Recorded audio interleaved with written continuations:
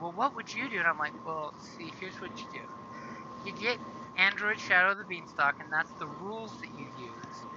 But you get Carbon 2180 and Altered Carbon RPGs, and you use those for your flavor to make it extra steampunky for your future cyberpunk setting. Yeah. So I have a feeling we're not going to see any more Android Shadow of the Beanstalk content from Edge Studios.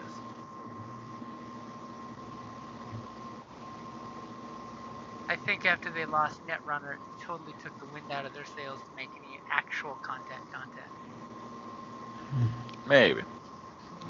There's also Red, so. Yeah, Red is also a good one. A little different feel to it, but very similar. What's the sign with the laurel wreath and a star in the middle? Triumph? Oh. Or no, you mean Advantage with the little tiny star? Right. Okay. Yeah, that makes more sense. Yeah, that's too, Advantage. Too stained for a triumph is too much. Yeah.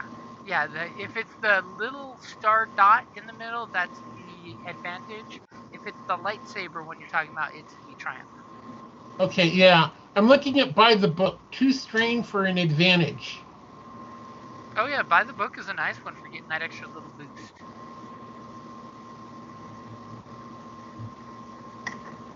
Now, is that for the entire encounter? No, I think that's just for a roll. Yeah, once per encounter. Oh, once per encounter. Yeah. Before making a combat check. Yeah, before you do the combat check, you can say, ah ha ha, doing it by the book. And give yourself that free advantage on that skill roll you're about to take, but you can only do it so many times. They don't want you strain monkeying yourself out of the game. You know something? Considering that I'm really trying to be a one-shot wonder, but like only if things are perfect, I think I'm going to take that one. Hey, it's a good one to use. Let's see. What's it under? Oh, okay.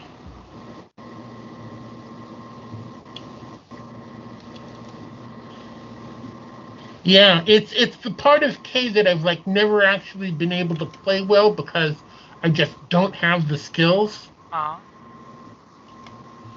I don't know if you remember from the very beginning, but one of my one of my not template, not model, inspiration. Not template, Thank you. Model, one of the inspirations for K is reagent. Inspirations for K.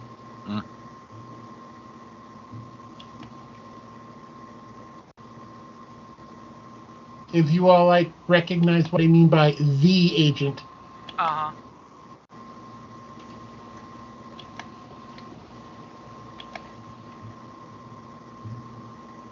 So we're missing 2. Looks like Aenea's pretty much had to officially drop until her new job kicks in a few weeks. Aww. Okay. I didn't know if we were back in her range or not, so. Unfortunately, not right now because she's still working late on Saturdays. But her new job should have weekends off, so she should be coming back in like 2 or 3 weeks, hopefully. Yay! So Rigger is off doing Rigger things on Rigger shift. Right. Happy beeps. As all of a sudden, we start looking around and go, good thing we have at least 2 pilots with us. Who wants to have Kay sitting in the back seat? So, of course, where last we left off, you guys managed to rescue your wayward friend and discovered that your wayward friend was actually an Imperial ISB agent.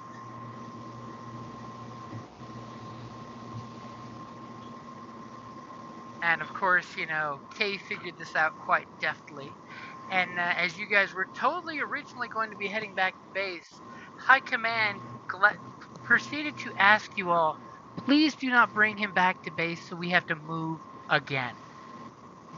Right. There is that slight chap from moving day last time when you all had to find a new home for the squad. And Thunder Squad doesn't like to move more than once every 6 months. I mean, come on, they still haven't even cleaned out the rest of the spaceship for using as, a station. Yeah, we're still fixing up the place we found.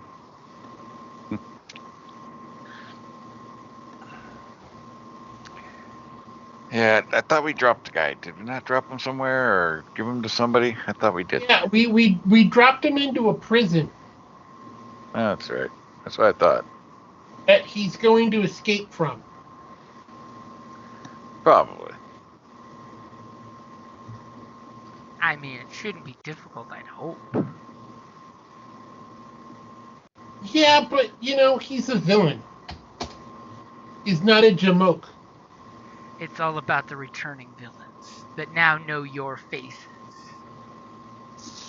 Well, yeah, that's because High Command didn't like my idea.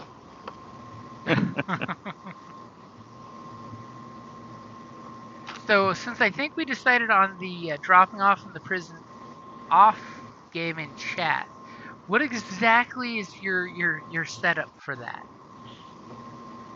We drop him off. We tell the prison that he's going to escape. So set up a stooge who will quote help him escape. Learn the secret codes, and then when he's escaping, shoot him immediately and kill him escaping. And bring us back the body, because if we don't bring us back the body, he's going to be alive.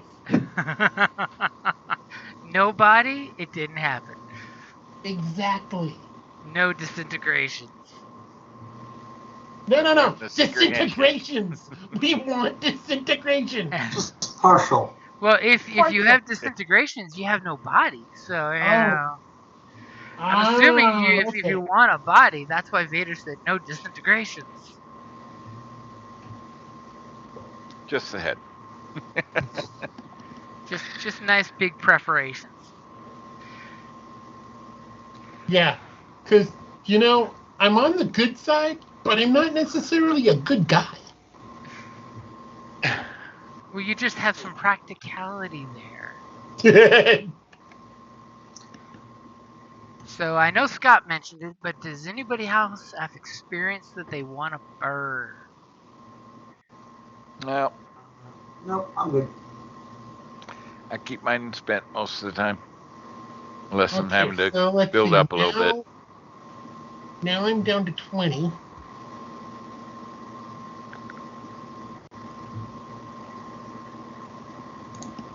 It means you found two things.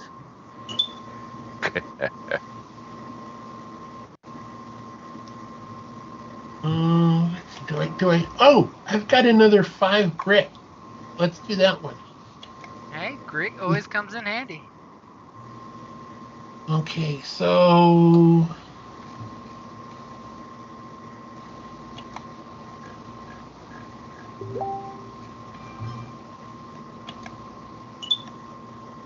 By the way, as much as I have complained about a Windows 11, I will say the CPU usage is a hell of a lot less than it used to be. So I'm thinking Windows 11 blocks a lot of your applications. Nice. Or Roll20's just been beefed up so much since their last rollout where they're saying everything works faster. wow, so everything might actually work faster. What a concept. I mean, you don't have to buy a system or a computer just to operate the operating system. That would be sad for Roll20 since it is a web-based application. Hello? It shouldn't require much. Oh, Hey. look who it is! Okay, I cannot hear anyone. I need You to can't figure out hear us, why. but we can hear you, and we can see you.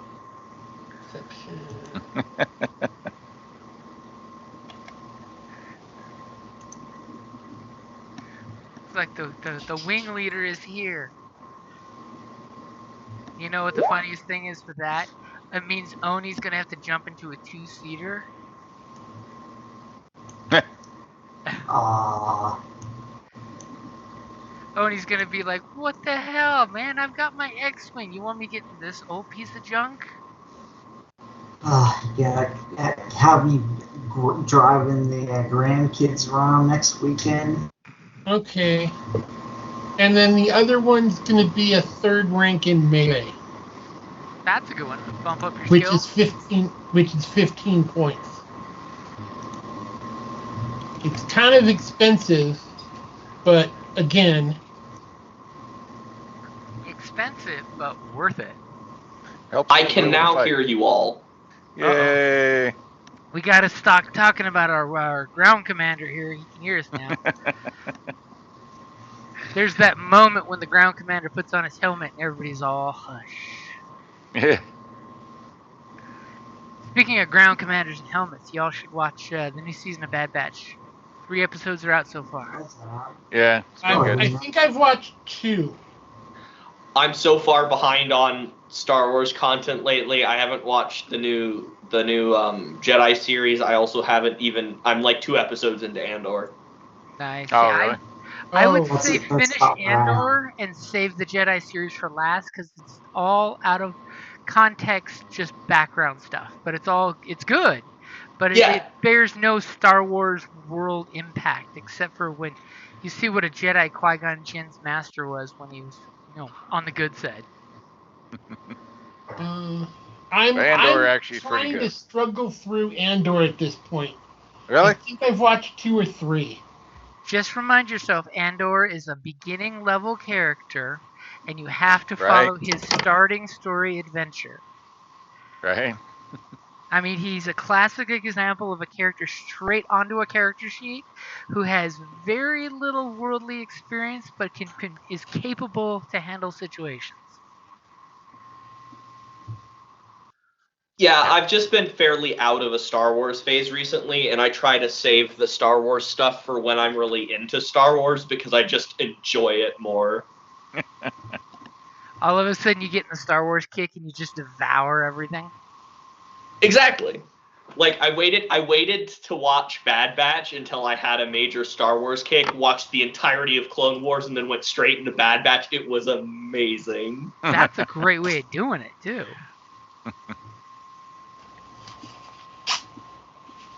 Like, so here's how we're going to burn through the Clone Wars to get to the Bad Batch. Clone Wars is probably the show that I've rewatched the most. Like, I've probably spent more of my life watching Clone Wars than any other content at all, just because, like, favorite series of all time. Like, it's what I grew up on was Star Wars: The Clone Wars and Avatar: The Last Airbender. Hey, I mean, Star Wars Clone Wars is one of the best series because it literally is the World War II of Star Wars. Where you get to enjoy nonstop combat and you're rooting for the guys in white. Yeah, it's like I don't know. There's something about it that's like yeah. It's your classic Republic, beautiful thing. And then if anyone ever asks me why it is that I take life too seriously, all I can say is go watch the Umbara arc. I did when I was a kid. That sets your inner character very quickly. Yeah.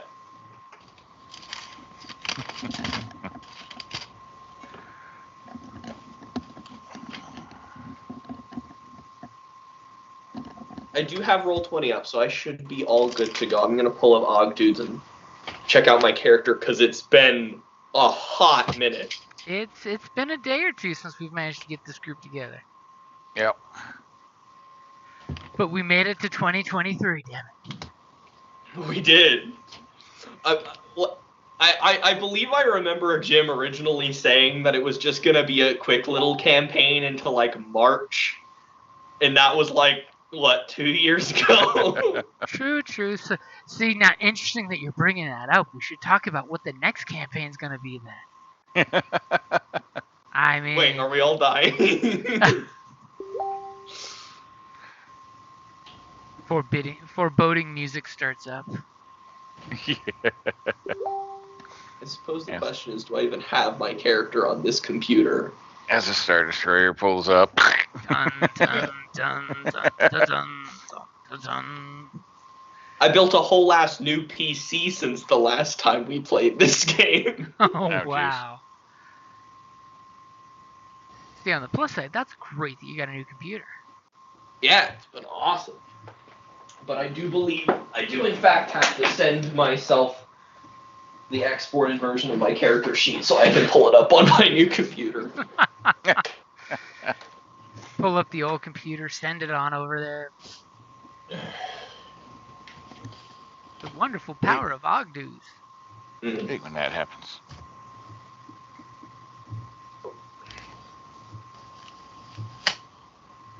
Old laptop not happy.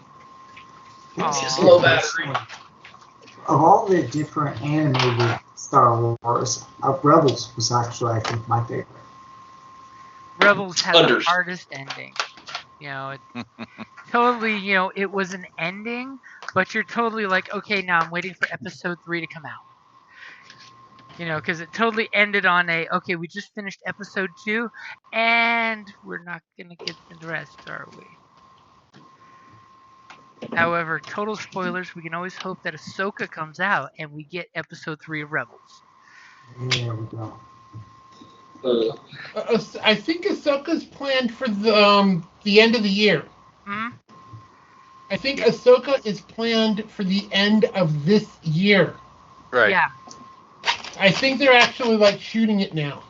Yeah, a lot of the Star Wars stuff got unexpectedly delayed. Yeah, what's the next one? Is Acolyte? Yeah, we're going to be getting Acolyte, and I think they're supposed to be giving us Skeleton Crew, which the concept is a crew on a transport ship in space. We may have heard that before.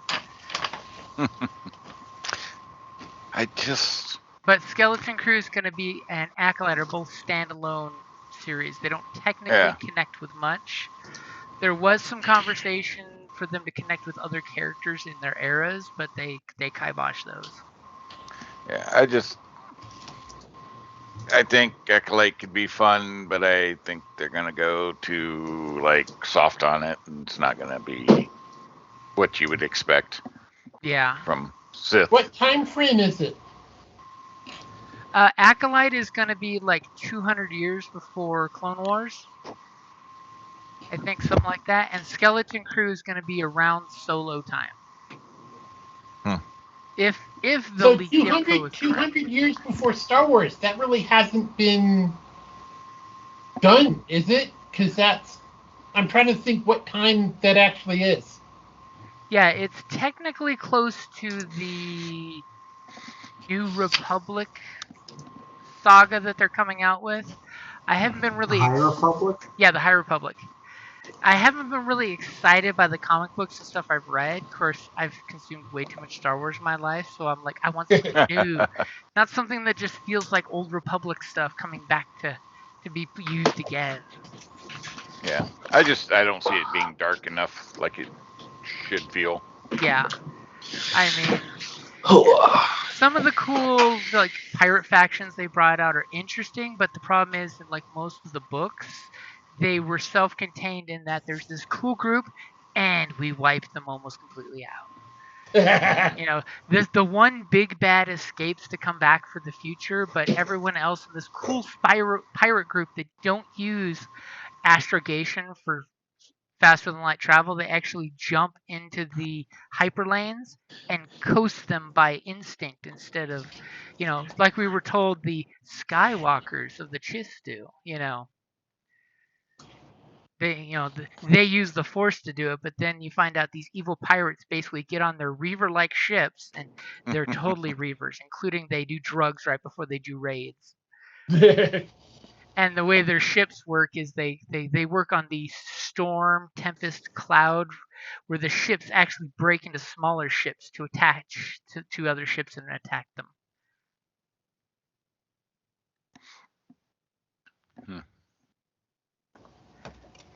And then they divvy up the spoils, and you find out the big bad guy basically has an old senile Jedi in a stasis chamber, and he picks her head for using the Force to find out hyperlanes for the pirates. Because it's the same trick his dad did before him, and he does now. And of course, there's a big secret that his family and the Jedi have a big animosity to each other, but they always keep that secret. For the next book. Though they did introduce in the second High Republic book some cool bad guys on this deserted space station, where you find out like all these slave pilots that are basically indentured servants to their companies have like left mementos and messages on the abandoned station's walls. And there was this transportation pod system that works on the station that catapults you to a planet at the outer edge of the solar system, where there's these carnivore plant creatures that exude pheromones that produce mind control effects on mammals. Mm. And they're cannibals. So it got really weird, huh? I only read really weird. 3/4 of the first book or something. Yeah, it got really weird when they ended up finding out one Jedi accidentally fell into one of these transport pods and got knocked to that planet, and they very butt-lookied him. And they basically, devour flesh mammals. And the people who disabled this station, who were basically bad warlord conquerors, centuries ago, did it to keep the plant people from escaping their planet. Because, of course, in the act of escaping this station, the good guys accidentally turn everything back on, so the plant guys just need to get to the station, and the transport pods will shoot them into civilized space. So, of course, that becomes the big push of, we gotta disable this, or they'll just, like, blindingly shoot seeds through space full of cannibal trees that can reproduce. Feed me, Seymour! I just remember the galaxy distant force powers and stuff, so I'm like, okay. And they talk about the first of the High Republic books, they talk about the super cool tech. And literally, they write it out for every GM out there that wants to play in High Republic era, how you set up a squad of Jedis on the fringe of space. Because they even talk about, 5 to 6 Jedis go to these little outposts. Here's the armored vehicles that they're provided, as well as some speeder bikes. And here are the cool fighters they use telekinetic powers of the Force to make them even more maneuverable. Yeah. And the uber cool surprise for High Republic is almost every Jedi vehicle requires you to put your lightsaber into it as the ignition key and weapon system. Yeah, but I mean, come on. When we were gathering force amongst all of them across the entire galaxy and shit, it's like, okay. And then they talk about in the High Jedi Temple in Coruscant, there's a bridge made of kyber crystals from recovered lightsabers. It's apparently a test for young Padawans to understand that they have to walk across this small, tiny, 1 foot wide path made of kyber crystals. And the lesson that you learn there is you may have crossed the bridge, but every Jedi that came before you built the bridge for you to cross. Yeah. Then we go to barely can do anything with force powers. Yep. In a couple Jedi. All right.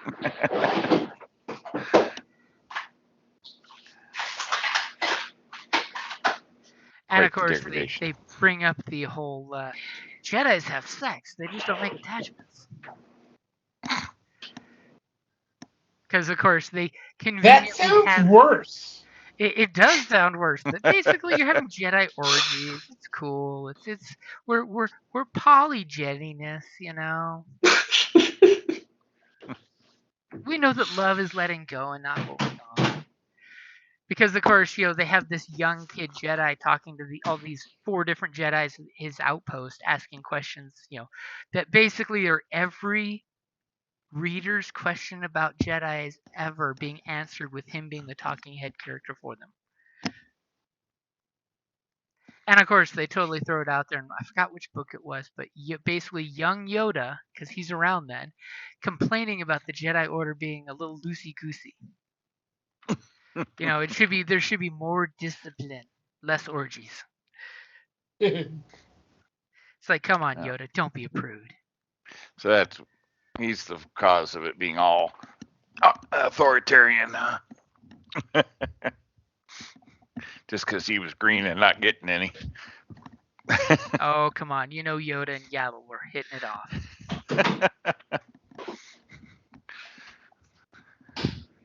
All the super green. I mean, let's not forget, when Yoda's on Dagobah, he is an apex predator.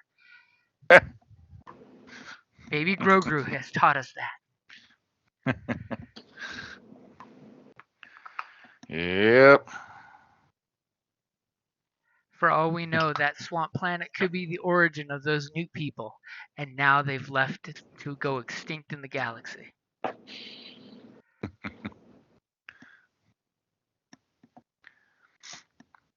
So is everybody ready? Yeah. I saw some Destiny point rolls coming up there.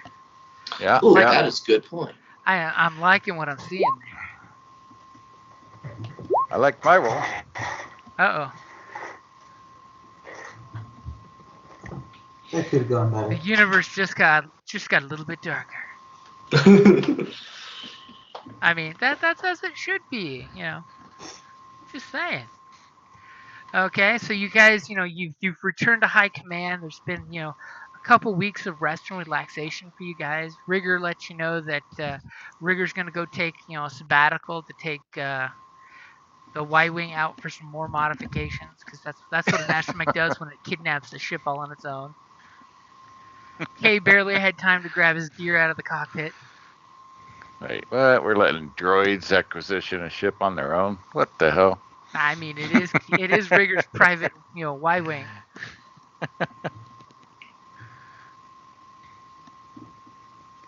Ay. And everybody's spent your experience. Is there any in-character stuff that you've done in this time frame that you had to relax, and you helped them clean out the aquaponics bay where they realized that there was, a few living things living inside there that you were so glad you didn't deal with earlier? As you get that off camera, the doors close and there's tentacles splashing in the water, people shooting into the water. Yeah, I can't believe we drank that. It's like, yeah, there's some living stuff in here. A couple thousand years in space, an ecosystem starts. There was atmosphere in most of the ship. Most. Right? And the pirates have totally not been any problems with you, after they left and took their cut. Oh, yeah.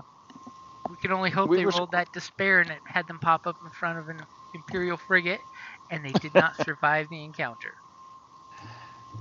Right? They did not and live none long. of them got captured. Or prosper. Oh wait, wrong genre. So is there anything particular that you guys were doing? Well, Odie's just been kind of like getting a little stir crazy and, trying to get people involved in big card games or shifty rackets or just anything where he could either find some fun for a little while or get in some sort of scrape. Oni's totally set up the Sabbat night on the ship. Yep, and he's bored. Giannis has been, of course, continuing his slow persuasion for his buddy, the Imperial Quartermaster. You guys have been, talking shop like kids trading Yu-Gi-Oh cards, huh? Pretty much, yeah. Probably doing annual physicals on everybody on the damn ship. Getting everybody caught up and signed off. You want to heal one of my criticals? Oh my god, you still got criticals? Oh my god, wait a minute. Do I not? I don't see any criticals. Do I have no more criticals? This never happens. It's been so by long. Now we should be healed. You've all had long back to tank baths to heal up your criticals. Holy cow, that never happens. And we can It's been fix too that, long I'm since sure. we've been in the field, guys. I don't have any critical injuries. Yeah. Sure, we can fix that real quick here. Spoke too soon.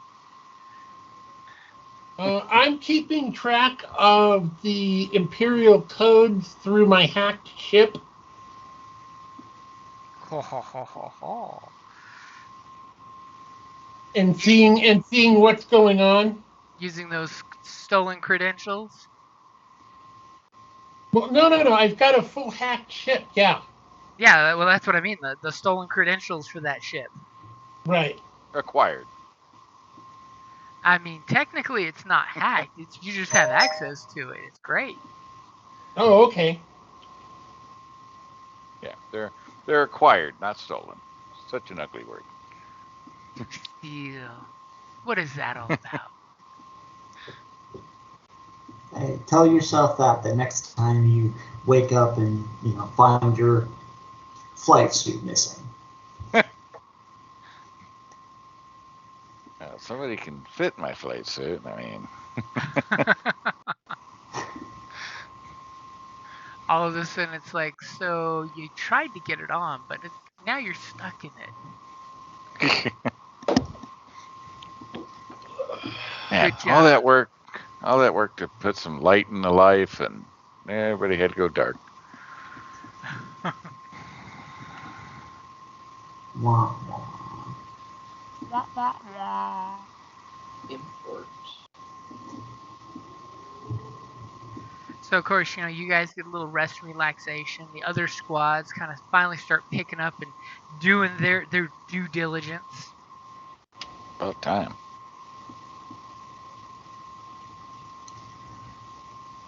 So I'll throw it out there one more time. Everybody got their points set?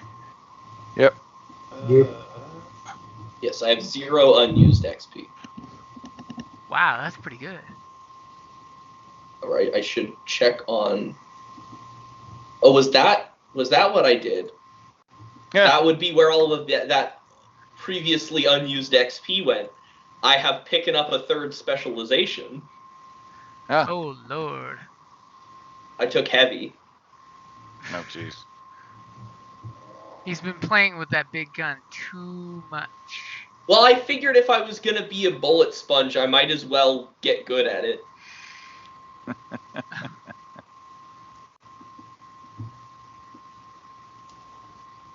Yeah.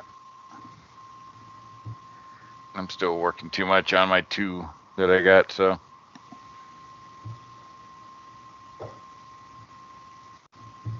So of course, you get the nice leisurely. You guys go walking by, and immediately the warrant officer comes running out and tells you guys, to get into the ready room. And you're just like, what? There's no alarms. Nobody called our squad. What's going on? Right? Like I was finally getting lunch. What are you talking about? This is crazy talk. So do you guys come on in? Yeah. Oh, please have something for us to do, please. So of course, you come in there and you immediately see the warrant officer, runs in ahead of you guys, pokes on, Pappy's shoulder, and he turns around and he just has this big shitting grin on his face. The one that usually tells you you should have not come into this room. You might need to brush your teeth there, Pappy. Oh damn! Wow. Reporting for duty, sir. And he kind of rubs his chin in that comforting way that you all know means he's chewing over a thought and looks at the warrant officer and he nods yes and waves his finger at you guys, kind of leans in to whisper something to her and she goes running off with the data pad typing away while she's running.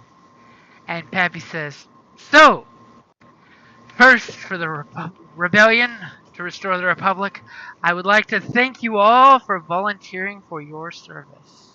And the way he points the finger, you just feel like you've been voluntold. That feeling immediately sinks in. As he kind of gives you the look and a few seconds pause as he clicks a button on the monitor and a little crappy surveillance camera vid with a little wavy line an old computer pops up, and you clearly see a squad of, Clone Wars era commandos jumping down rappelling lines and start shooting up a place with droids, and you see some droid blasters being assembled in the background on conveyor belts. And he kind of like turns to look at the camera, and he sees a couple droids kind of cut down a few of the clone troopers with some lucky shots, and a droideka pops up and does its thing. They finally throw a droid popper under its shield, and it blows up and goes down. And he kind of gives a chuckle at that. And somebody give me a vigilance or perception roll while you're watching this little video play out. I was gonna say, is it I'll movie do time? a perception roll. Would knowledge warfare be relevant here? Not really. Okay. I'll give you that Perception is- perception roll, James. If you got You all ready for the rolls? Yep, I got the difficulty in there. Boom. So apparently Enos totally killed Oni's roll, and we only needed one roll. So I'm going with I the was gonna first say. one. As Sorry. Enos totally, with that threat, interrupts you guys as you're trying to look. All of a sudden, it's almost comical how you see his face get in the way of the monitor for you guys as you're trying to watch. And he's being very interruptive, calling out the commando squad's identifying numbers on their clone trooper armor and pointing out to you the minutia of their Clone Wars gear. As he's totally distracting the group, but he does notice in the back corner of the video, a separatist trooper in usual, desert tan separatist armor with a very large gun reminiscent of what Enos uses, the laser Gatling cannon, which is probably why he got really excited and put his hand and face in the way of the monitor so he couldn't see it. And Pappy's just like shaking his head with a bit of a belly laugh going as he's watching, our favorite Clone Wars era fanboy. And Enos totally notices that this basilisk, with two of his arms holding the Gatling cannon and the other one holding a pair of pistols, is totally going to town chewing into these clone troopers until he takes a grenade and then disappears in the foreground. And you totally know that this is your commander. This is totally Pappy that you saw on camera cut down like 4 or 5 clone troopers and then eat a grenade, and he's apparently still with us years later. Or is he? Oh. Dun, dun, dun, dun. They're cloners.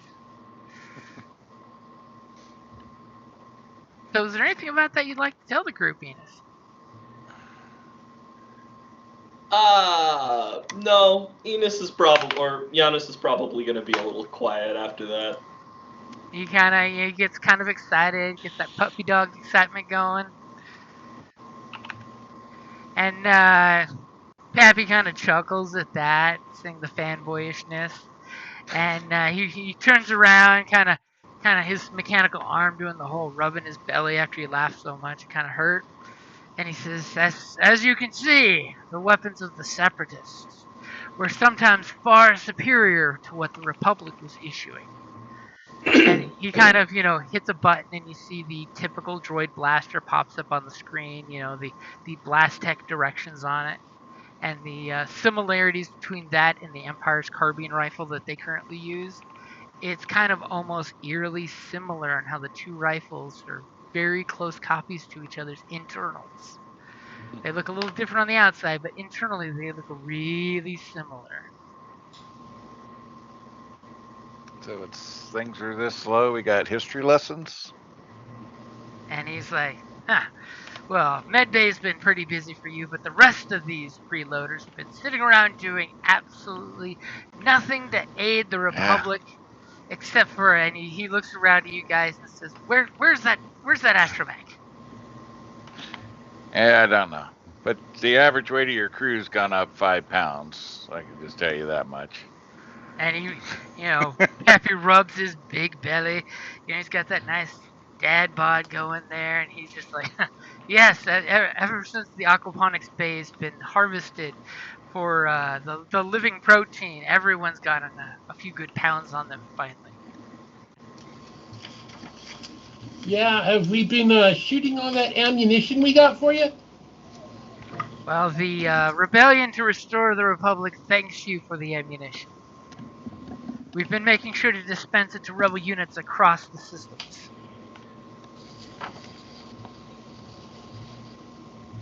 And the intelligence that we've been supplying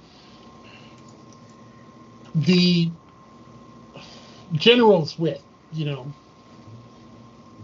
and he just kind of sitting on our ass. he gives you this smirk and a wink and does the royal hand gesture, the little twirl in a circle, and he's like, yes, military intelligence thanks you, Kay, for your diligent contributions. I mean, we now know that Imperial ships are required to dump their waste materials before going to hyperspace. And of course, you guys kind of chuckle because that's like a common knowledge thing.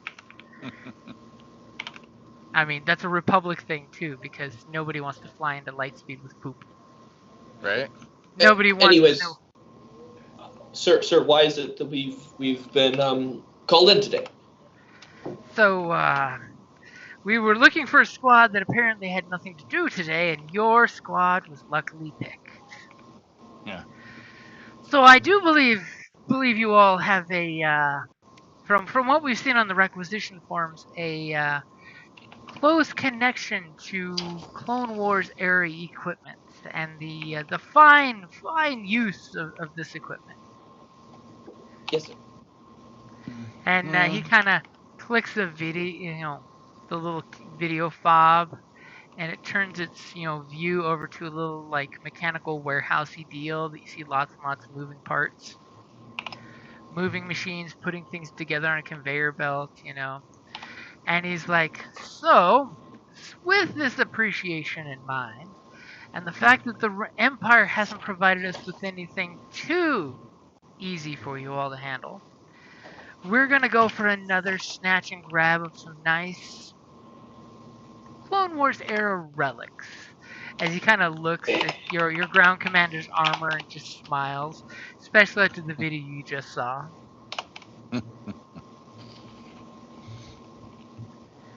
How do you feel about going to an old museum and picking up some things? Amazing.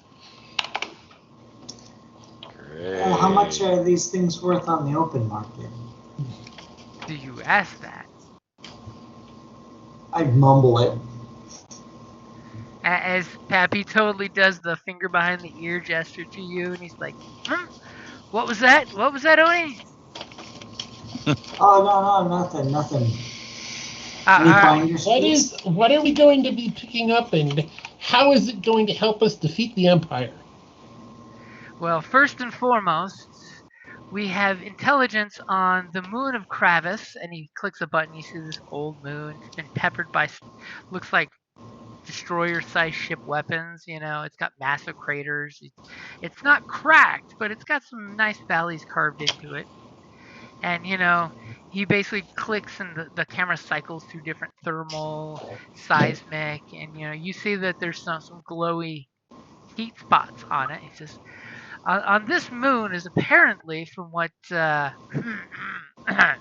Republic intelligence has mentioned to me, a weapons and droid manufacturing plant. And what you can do for your rebel alliance is to see about securing the location and returning with any, let us say, useful materials for the Republic.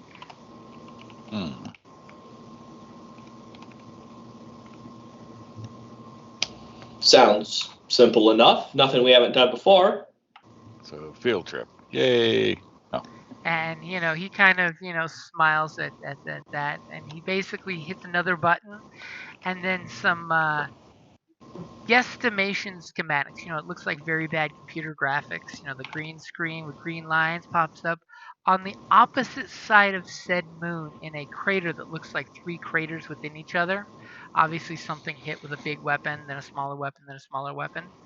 And in the shadow of that crater, you see the green schematics pop up as the moon turns all 3D style and lights it up, and you see a little octagon shape outlined with a large round circle next to it that all of a sudden the camera grows, and that circle is a big giant space communications dish.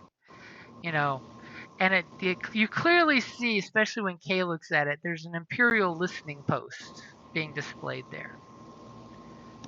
Is Kay willing to contribute to anything before Peppy says anything? Yeah, I'm gonna say that's obviously an Imperial listening post. As Pappy, Obvious. as Pappy totally gives this smile, and he's like, "You've got it in one, Kay. This is why we think that you are vital for this mission." That's As why he makes the big bucks. all of a sudden, Kay starts to feel very called upon here. Of you son of a bitch.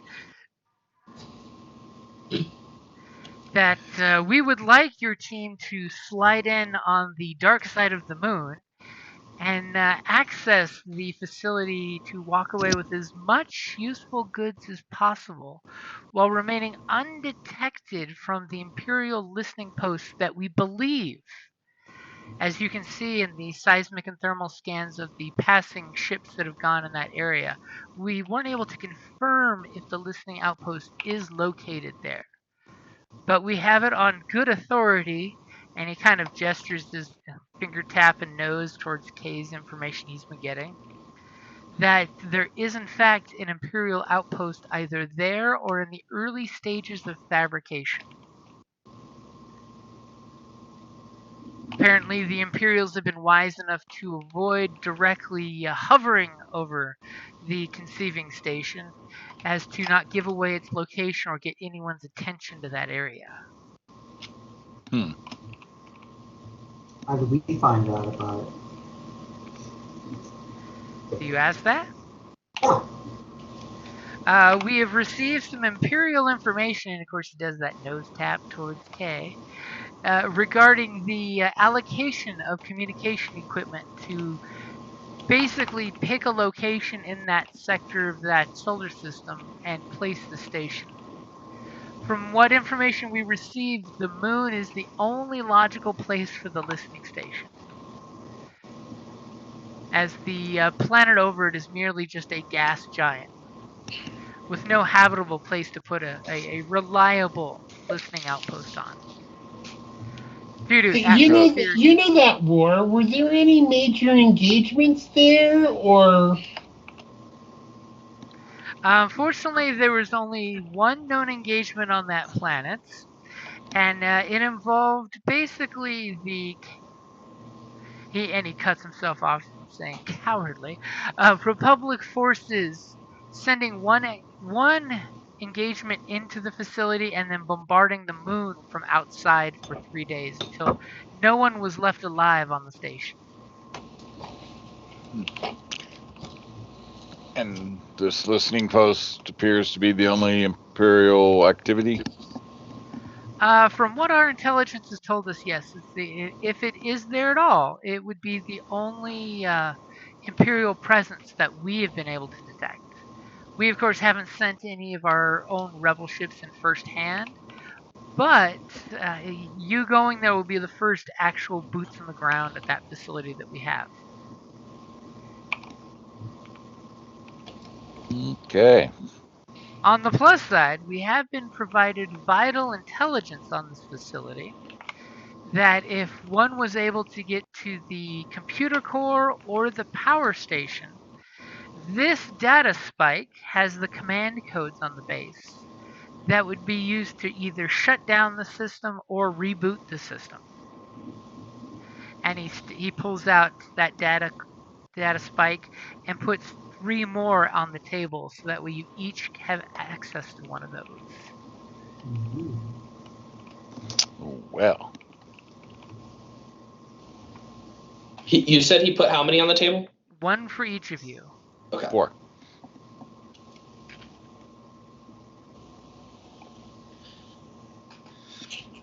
Okay then. Well.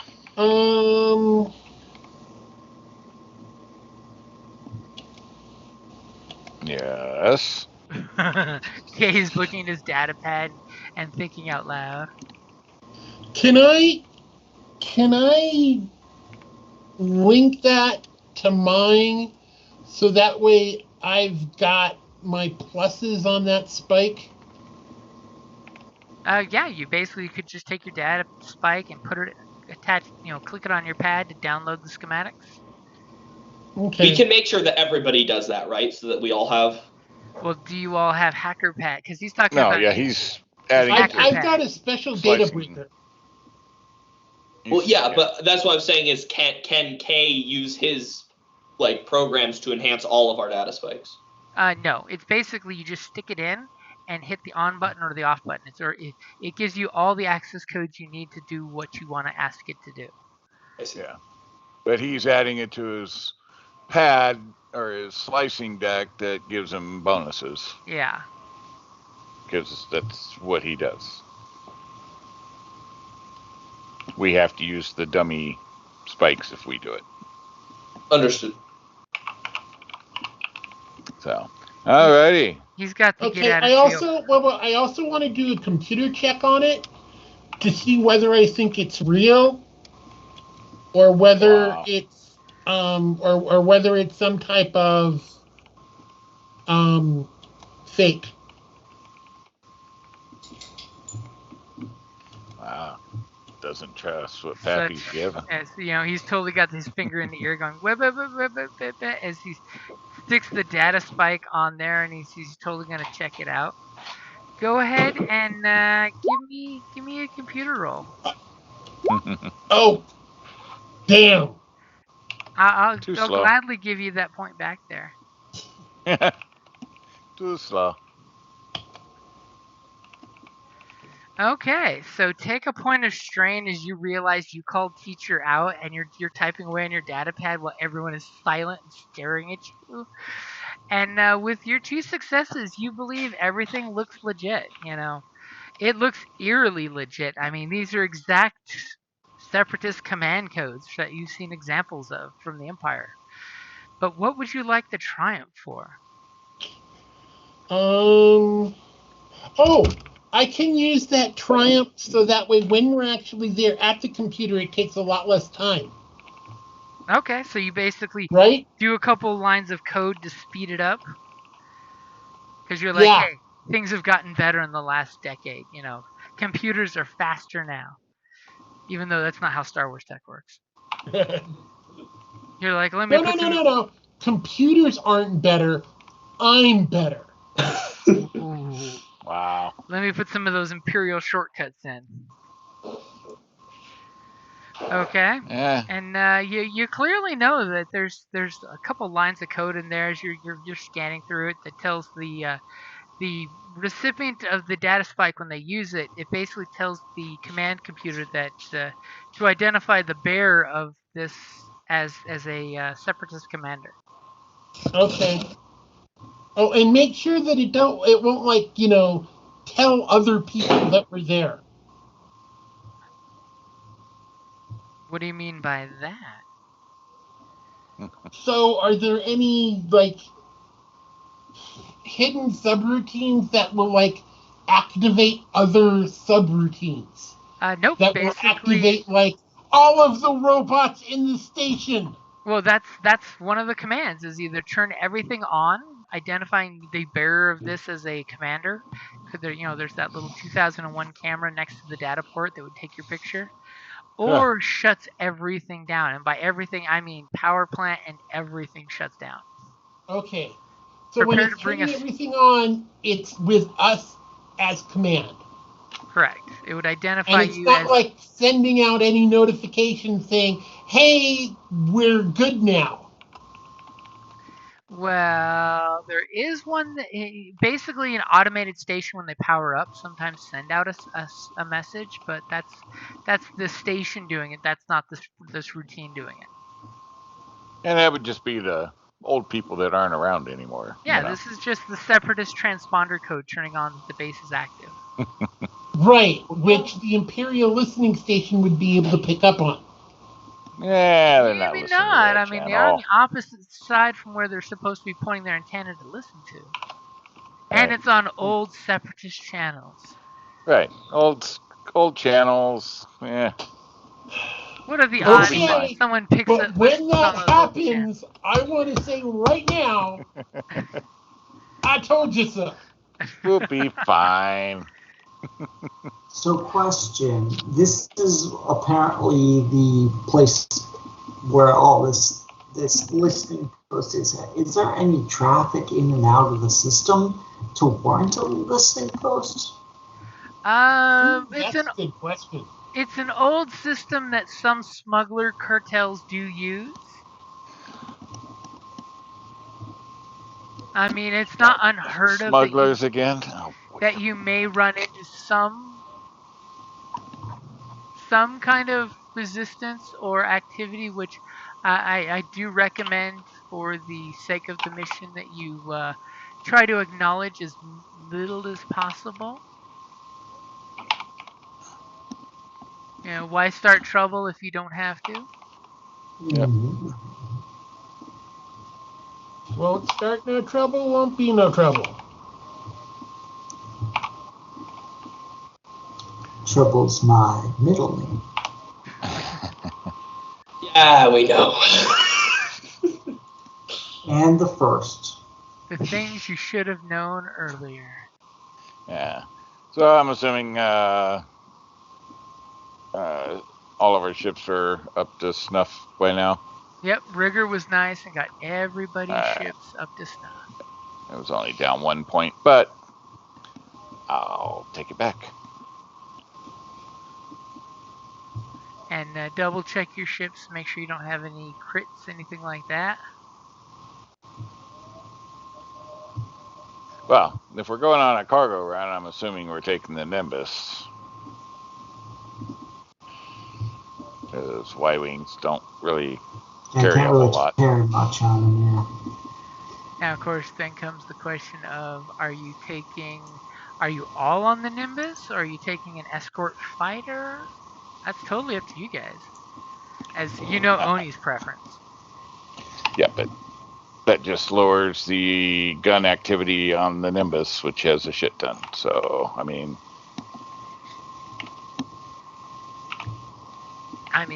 what input does our commander have? I think I'm more comfortable taking the Nimbus because it has more guns. But and it's got shit tons of armor. Yeah, it's just the more capable combat ship. But I mean, y'all are also all kind of pilots. So if we wanted to take the Y-wings, that's. The question, I guess, is... In terms of what we fly in with and what happens in space, my personal opinion is the Nimbus, but I leave that final decision to our acting flight commander. Checks the whiteboard.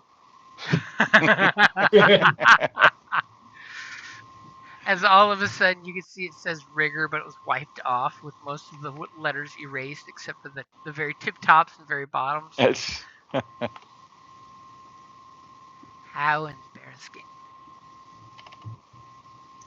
So I think the question... I want to set up a slot in my holographic costume for a separatist leader equal to the rank that the stick says we are. Ooh, okay.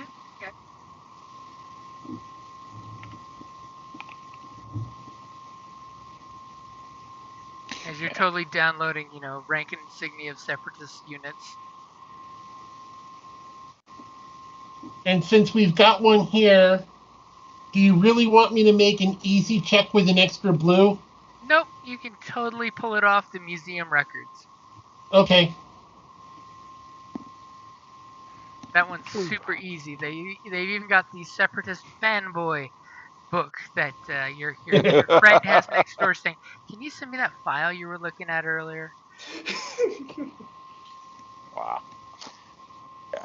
Personally, less ships, probably easier and less conspicuous, but that's my opinion. Hey, it makes perfect sense. I like going in just the Nimbus because then if something does wind up happening, we can do we just lost cargo people. Yeah, We had a bad jump. that totally makes sense because you can play off the cargo ships, ness. Yeah, heavily armored cargo ship, but hey. Yeah, it's a transport. It's a dangerous place out there. All right, sounds good. You're just like, hey, we're going through dangerous space. We need more guns.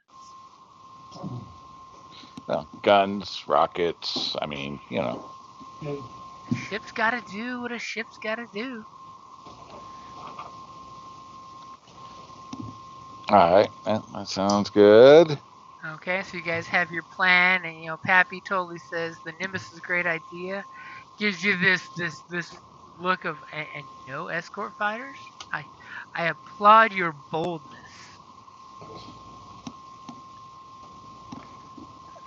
I mean, Good when you lead. got dual mounted, We have a lot of missiles, concussion missiles, front and back, and stuff like that. I mean, Totally makes sense. ion cannons, blaster cannons. Comes with What's our duty? Is there anything good we can get? You mean if you guys want to cash it in? Well, is there anything we want?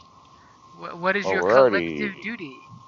Oh shit! Yeah, we might be able to go to 3 or to 4. We're already at 3. That's my application. I believe I have a current total of 25. I've got 25 as well. I've got 30. I've got 40. So we're well over our ability to get stuff with duty. If you want to cash in your duty, it's a good time to do it. As everybody looks at where Rigger normally sits, going, really? You couldn't have cashed in your duty before leaving. I mean, what would we want to get with it, though? You said we're at 3 right now, or we're at 2? We're at contribution rank 3. This will put us to 4. Okay, so that lets us get items of rarity 7 or a ship of rarity 7. Up to, I think, because it's 3 plus your contribution rank, right? Right. Pretty sure. That sounds right. All of my books are on my bookshelf in the living room. Yeah, but I don't know what. I mean, if you're talking ship, I don't know what we're going to get better than this. I mean, this is a rare. I think you can always go for ship modifications if you have any hard points left too. Well, this ship only has 1 hard point. I'm not sure if you used it yet or not, but you can always go with upgrades too. Remember, if you're upgrading a turret or upgrading some missiles, that could be a thing too. We could also get equipment. Yeah, I mean, there could be some vital equipment there. Figure out if there's anything on my list of duty. I'm going to take a quick run real quick to go get me a drink. I'll be right back. Dude, go make your duty. No. Discuss your secret decisions and then tell me when you have a final answer. I'll be right back. Both Mandalorian armor and missile tubes are rarity 8. Although I'm pretty sure we already have a missile tube, don't we? Yeah. We have concussion, 3 ports on there. No, I meant a personal handheld missile tube. Oh, no. I thought we got one at one point, but I could be wrong.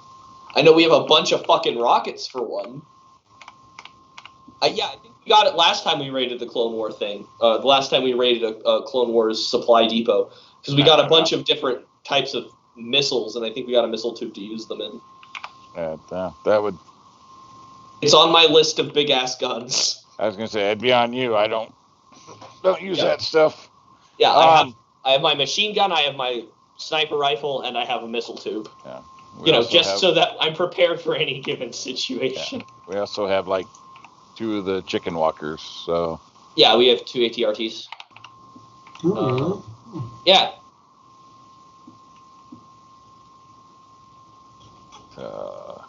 Let's see. Let's see. We can. That's rarity 6. Sensor bafflers. Upgrade difficulty checks. Points. Signatures twice. Now there's signature bafflers. Those are upgrade, make it harder for them to locate our ship twice.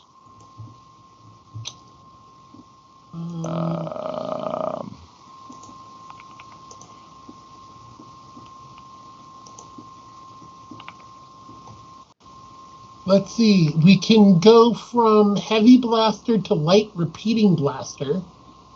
Why would we go to light and do less damage?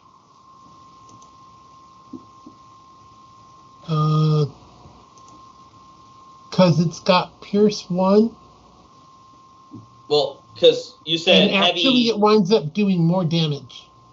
Heavy blaster to light repeating blaster, you said? Yeah. I mean, that's a personal scale weapon. But yeah, light repeating blaster. So it goes regular blaster rifle. So it goes blaster carbine. No, he's then regular talking blaster for the rifle. vehicle, I think. No, I was talking personal. Oh, Yeah. personal. Okay. Yeah.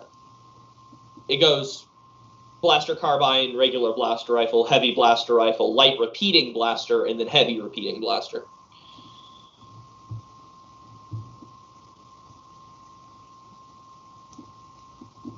Oh, but it's more cumbersome. And it has a pierce.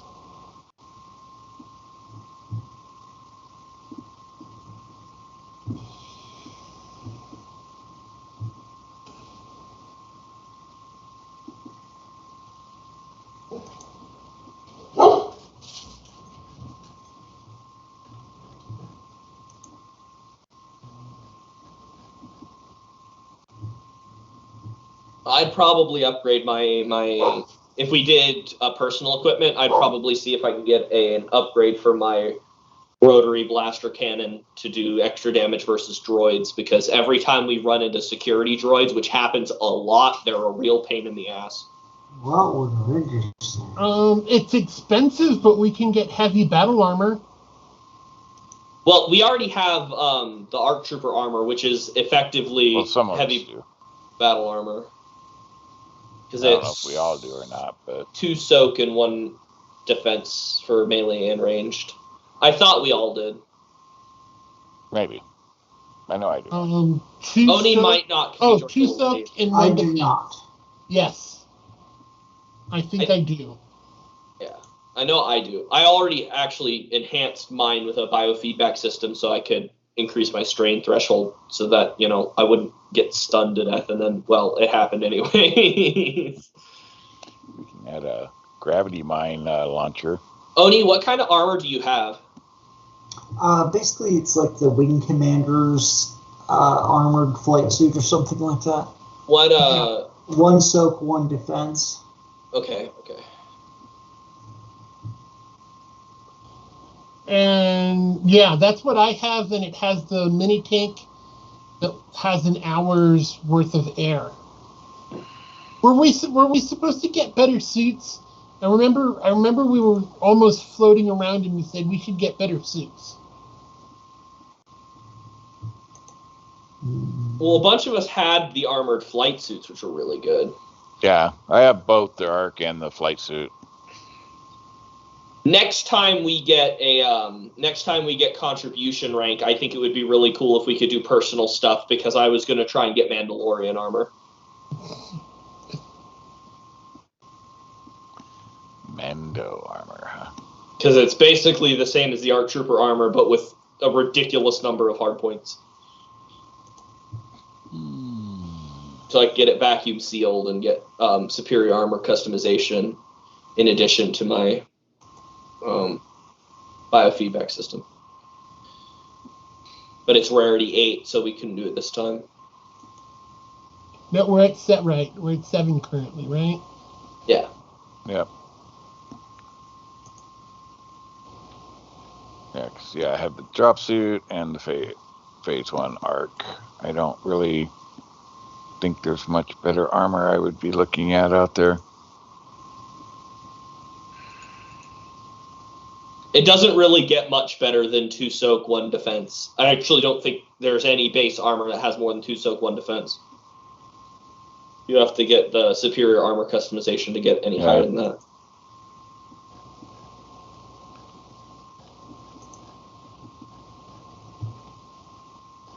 Yeah. And then I just don't know what I would carry weapon-wise and what I got. Encumbrance. Oh, that's got 4 hard points. I really haven't done much. I suppose I could hard point some stuff. I don't have a lot of good candidates at this point. Most of the things that I can upgrade with something useful, I already have. Let's see, I don't think I've got any notes for anything special I wanted. Sorry I got this offset. It was just something I wanted to put out there in case we wanted it. But it looks like we've got everything we need, right? Or at least currently. Seems that Okay, way. I mean, it is a very valid thing to cash in before a mission. I mean, honestly, I think because like we're looking at stuff in like the personal gear, most of us are pretty good on what we have right now, and ships we're pretty good on what we have right now. So honestly, I would think that the more of a long-term piece of vital information, or like the third something else useful option, might be better in our current circumstances. Just my thought.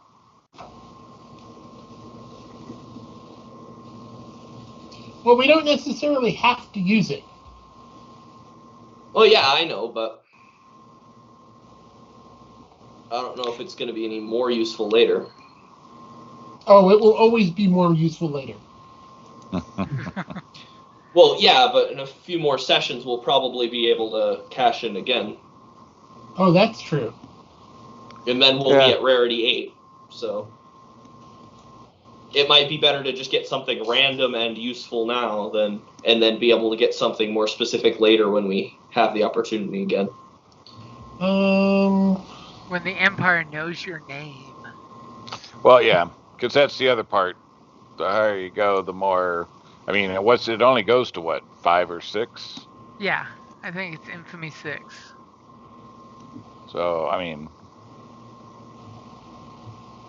we're already on radar. Dun dun dun dun.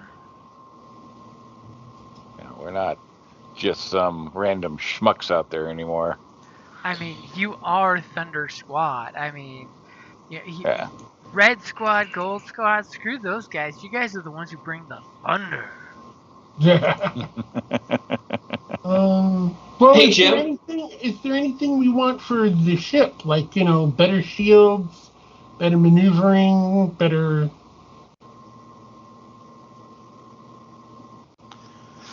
There's engine. always that, but I think everybody that flies gets rid of the -1, don't they? I think.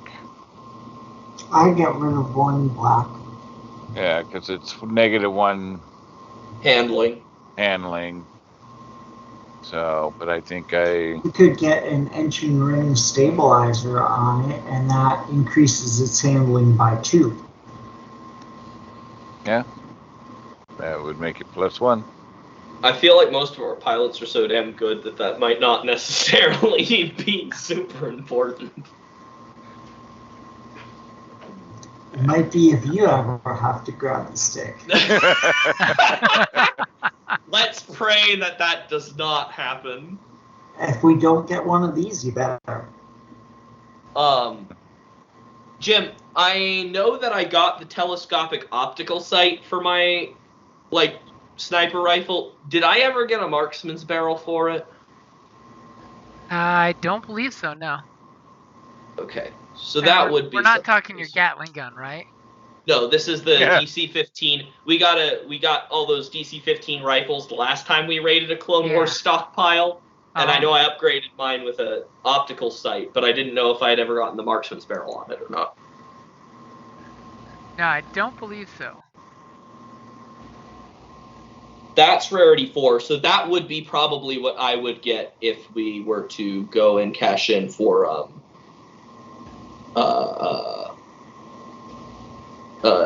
personal items.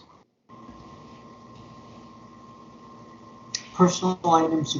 What's the rules about that again? I'm sorry, I blanked on it. So it's when you're cashing in duty, you can either get a ship, or for all the cruise duty moving up a contribution rank, you can get a ship of rarity of 3 plus the contribution rank or lower, or you can get each party member can get a personal scale item worth that has a rarity of 3 plus the contribution rank, or you can get a third nebulous, hey DM, give us something helpful option. Yeah, there's kind of the general or fort, or your base of operation, basically, which we already have. I was gonna throw this one out there just for the heck of it. If it falls into that, like a small retreat that's complete, that only we know about, that's neutral from both the Empire and the Rebels. It's like a bolt hole kind of place, like a safe house.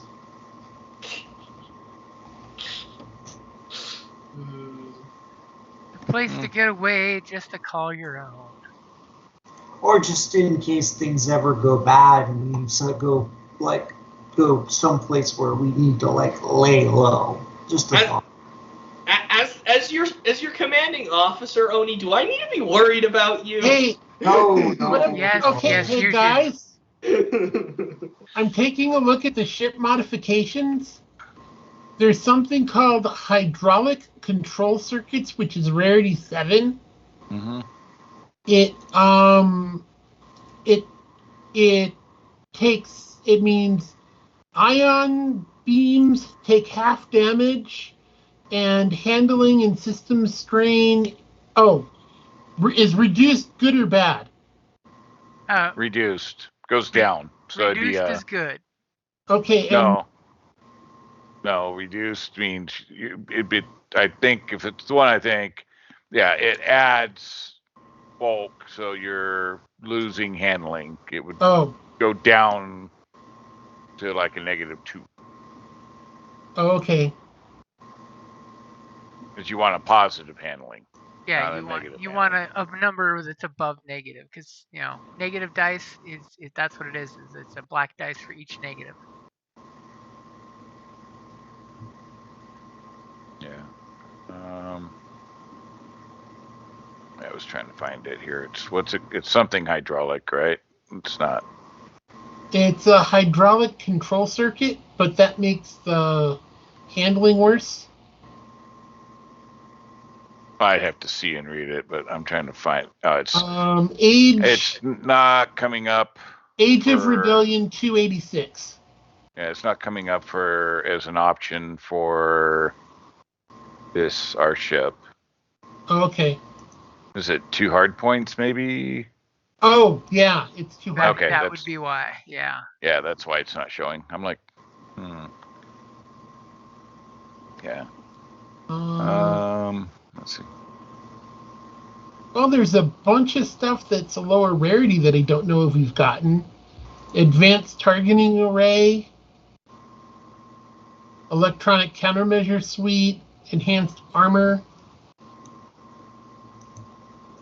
Yeah, I mean, we can add a slicing computer. You could add hyperdrive generator, slave circuit. Do we have anything that can boost shields? No, there's nothing on it currently, but there is a. Reinforced shield generators, 2 hard points. Never mind. Damn. There is something that's available. Where was it? You can add an amphibious. Be able to sink it in the water. That's always a good thing. Let's see. We we can probably already sink it in the water. It is vacuum sealed. Rigger just might have some things to say about it when we bring it home. Oh, no. Sinking it into the water is no problem. Getting it back out might be a problem. Yeah. Let's see. Where is it? Enhanced hyperspace shields. No, that's not what I want. Like I said, gravity mine launcher. Everybody loves that sound effect of. Yeah. There is the enhanced hyperspace shields, which downgrade difficulty of astrogation checks made to navigate the ship through hyperspace once.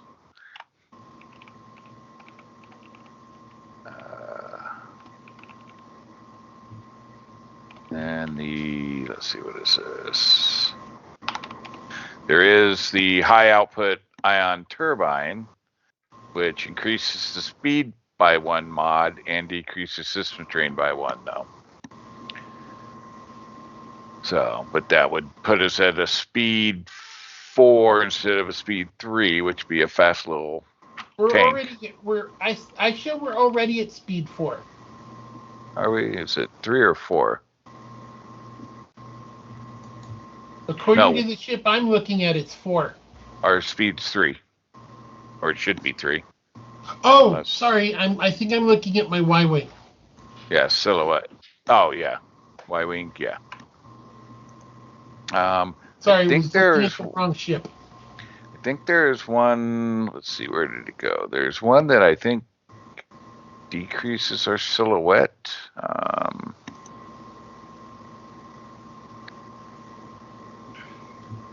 Which could come in handy, depending on what we're fighting.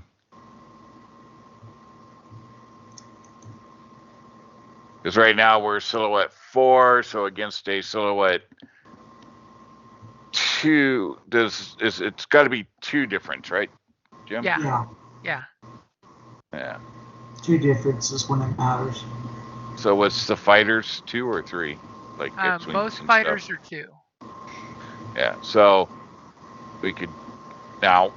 I do have the ability now that does bring down silhouette by 1 if I'm piloting, but if we put that on there, that would make us less susceptible to fighter craft.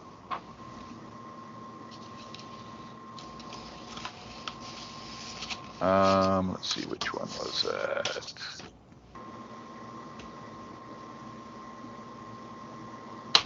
Which is a good thing. Yeah. You can have an interior broadcast suite, or a luxury passenger suite. I need my luxury captain's quarters. And then I can say, co-pilot, turn on the party music. Okay.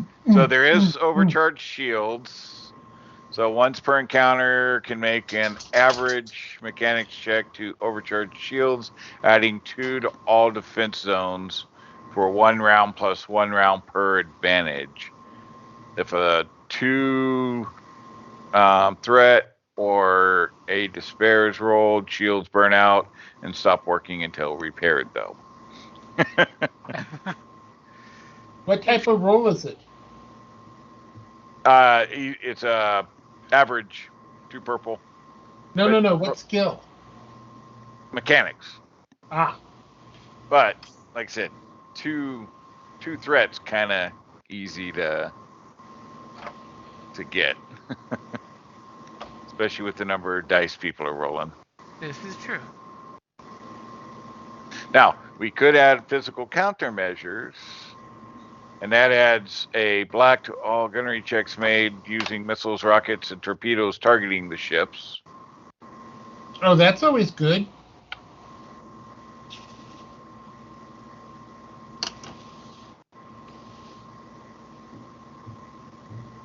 Or predictive targeting array. When making auto-fire attacks, do not increase difficulty by 1. Do we really... I was just thinking, do we really want to use the duty on the Nimbus, or do we want to wait until we've actually got a Y-Wing mission? and like do Well, you do can stuff with those. you can totally use it on either ship. I mean, Oh, okay. Well, but okay, but that would only be like one ship, though, right? yeah. Yeah, it's not like decking them all out. But think of how nice that would be.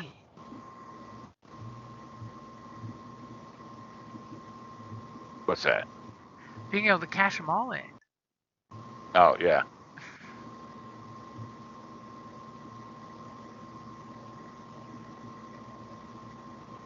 Retractable weapon systems. Though that ship would kind of not buy it. People would be like, yeah, right. Sure, No. the diplomatic ship on a diplomatic mission. Yeah, no weapons. Right. You are a member of the Rebel Alliance and a traitor.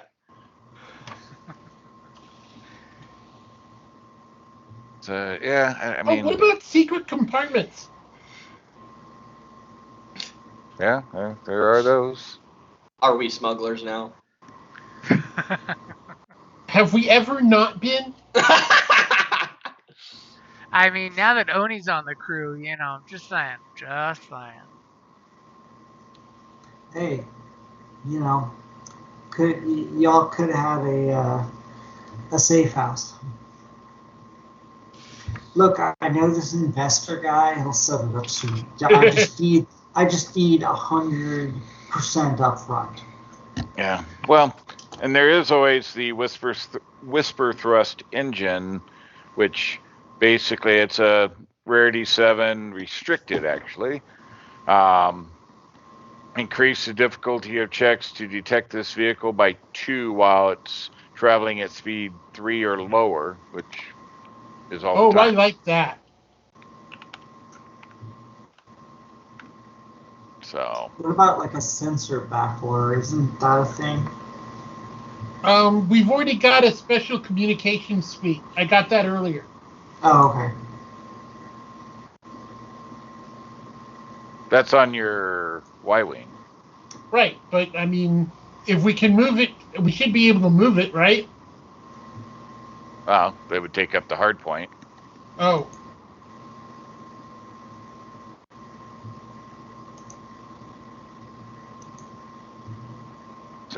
So yeah, there's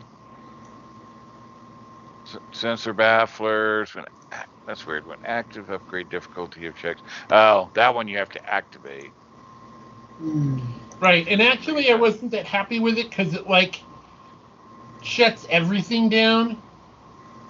It does make you a fish in the water, and you know, a dead fish in the water. And it tells everybody we're here.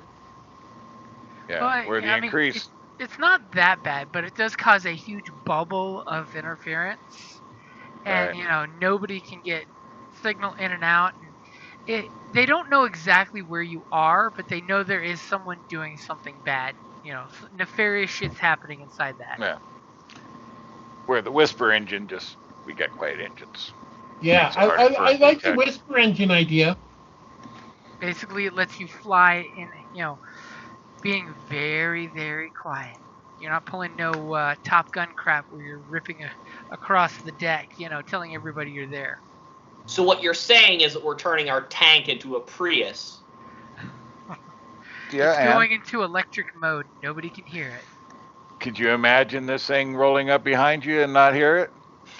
A couple of troopers are talking to each other, and they all have their back to you, looking at the war zone, and the ship's just getting bigger and bigger and bigger. And then there's that moment where you all look at each other, deciding if you're hitting the brakes or if you're just gonna run them over. Guy feels the tink, and that's you coming to a full stop. Other than that, yeah. Other than that, you know,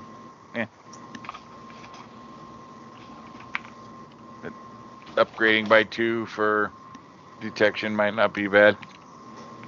Because we're quiet everywhere. Yeah, I think that's a really good idea considering what we're generally doing, specifically with this ship. Other input? Yay, nay, yeah, no. I'm all cool with good. it. I'm cool. All right. I will throw that on. And finish. Complete. Save. All right. So how much duty do we have to do to get to contribution 4? So you have to equal 100. Yep. Okay. And I am at 40. I can contribute. Let's all just do 25. Yeah. There's 4 of us. Okay. And we all Makes have sense. at least 25. Yep. Look at y'all being sensible there. Yep. All right. There we go. Tally-ho, attachments. Name. Boom. Whisper thrust engine. All right. So we got that done while we were hanging around doing nothing. And now we're duty rank 4 and more people know about us. You guys What like, could go, there's Thunder Squadron. what could go wrong there? That's Thunder Squadron. Everybody knows those guys. Everything you've heard about me is true. Wait, what did you hear about me? Yeah. Well, the problem is not the good guys that know more about us, it's the bad guys that know more about us or know of us. Well, Kinda. they knew about me before you did. Kinda. Yeah, make off with the Admiral's daughter one too many times, and you find yourself in a death sentence. Kind of hard to play off like, hey, we're just some low blow blobs. We don't know nothing. Yeah, okay. We know nothing. So, all right. Well, we'll load up and do a systems check, and we'll blow this popsicle stand. Who's flying? Not Look who's taking offense now. He's like, I want to be flying. If we're flying to die, I want to be flying. Yeah. It's a pilot and co-pilot type ship. So, as far as my guy, let me close that. As far as piloting, I know you got stuff. Probably got some of the same, but I know I have the skilled jockey and where did it go? Defensive driving, increase the defense of the vehicle of the starship being piloted by 1 per rank of defensive driving. That one I did not have. What was it? What's the one I had? Let me see. Mine is a little more geared to the fighter ships. I've got coded in turn. So if I can negate if somebody gains the advantage. Or let me see, what was the other one? High G training, but does that apply for? Yeah, I guess that does. What I can take personal strain while I'm instead of the ship taking strain for like maneuvering stuff. No. I think though that the defensive flying would probably be under the circumstances the more reasonable choice. Yeah, probably wouldn't hurt with the tank type ship, but adding extra defense. And I'm 3 yellow and a green. I don't know what you're running with -2 4 black. yellows. I'm 4 yellows, -1 black. All right. It's And what's so your nice gunnery? he's willing to take one for the team like that. Yeah. What's your gunnery? 3 yellows and a green, I think. Let me see. Gunnery. Yeah, 3 yellows and a green for gunnery. Okay, same as mine. So 1/2 dozen of the other. Either one. One's pilot, one's co-pilot. So Why don't you pilot for now, and okay. if we need to swap skill sets, then we'll do that later. All right. Sounds good. Everybody on board, buckle up. Heading out. You guys get all set up. You load up all your equipment. Sure, all the missiles are loaded on the ship. Check for explosives. Forgot to bring grenades. I don't have any, so or no, I might. As you know, I have everybody looks at a grenades. certain somebody about grenades. Don't worry, I'm bringing grenades. Yeah, no, I don't. Jim, have any grenades. Since we're on like the freighter, I bring like probably 5 of like every type of grenade that I have. Okay. Like I'm not going to be holding that many on me, but in case we're there longer than we need to be, and I don't know, maybe we're hovering over something and there's a bunch of enemies below us, and it would just be handy to just chuck some grenades at them out of the side of the ship. I want to have that option. Nice. So what I'm hearing is somewhere on the ship is a very dangerous stack of grenades, just waiting to be, despaired. Yeah. Right next to the sniper rifle and the machine gun. And possibly a rocket launcher. Yeah, got my ARC Trooper armor equipped, I think. Yeah, I'll put that on for this one. So, all right, got that. All right. Everybody got the last minute stuff? Yep. All right. Who's gonna astrogate? I got 1 yellow, 4 green, -2 black. I got a yellow and a green. I think it's you, man. Alrighty then.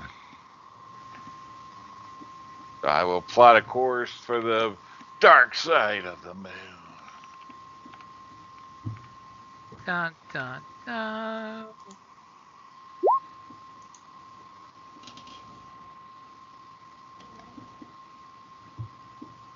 We want to make sure we're coming in nice and quiet and undetectable.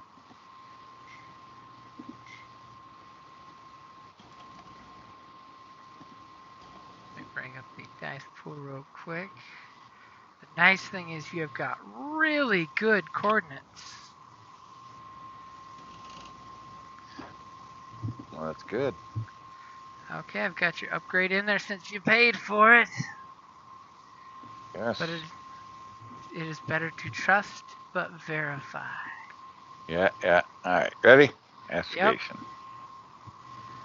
Yep. Holy shit. Wow.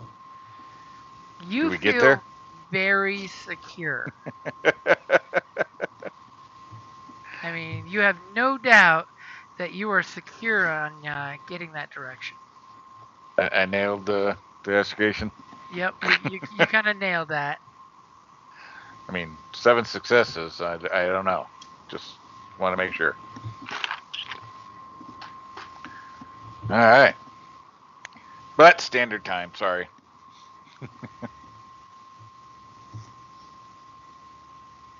We jump. Okay, you guys get all loaded up. You get to, your safe jumping speed. You zip to the beta site, which is now standard procedure, because that's what we do now. We always make sure to go to beta site and make sure there's no Imperial spies on our ship. Yes. Theoretically. Hopefully we've weeded them all out. Hopefully. Theoretically. We need to get a morale officer on board. So I thought that's what I was. Well, that's the joke. It's like the Russian morale officers that are actually there to make sure that you get, executed if your morale is below, minimum standard. So you guys, you blip. Now I'm assuming with that beautiful astrogation, you're going to go to the edge of the solar system and come in, quiet and safely, or are you going to go right to the backside of the moon, according to the location you have? We'll come in quietly. Okay, so you guys pop at the very edge of the solar system where you probably could safely take a scan if you wanted, and then you could do a micro jump too to get closer. So that way, if somebody comes looking for the ship that's scanned from the edge of the sector, they wouldn't be able to immediately find you guys. That could totally be a thing, by the way. Yeah, well, somebody want to do a scan. I got it. SK is immediately jumping over at the Spock station on the ship. Tell me when. You are good to go. Wow. SK's got a little bead of sweat there, as he doesn't want to screw it up. And you scan the system and you find out there are 4 beautiful planets in this solar system. The one you're looking for is the 4th one. It totally comes up just like it should on the scanner. You're reading lots of, high dense durasteel type metal on the planet. Obviously, for what you were told, there was a space battle there, so you kind of are expecting some like buried ruins of ships and things on the planet, as well as there's a factory that's in some kind of condition. And you do pick up that there is a single ship on the far end of the solar system that is trying to run without active sensors going, but you can easily pick them up with those extra successes. And it's totally going the opposite direction. It's leaving the system. Oh, good. It looks like somebody that's cruising through the system. Who knows why they stopped here? Could have totally just been a repair, a misjump, or whatnot. But they're really far away, and you're totally getting the transponder of a civilian craft. Okay. Okay, report what's going on. Now, what would you like for your triumph?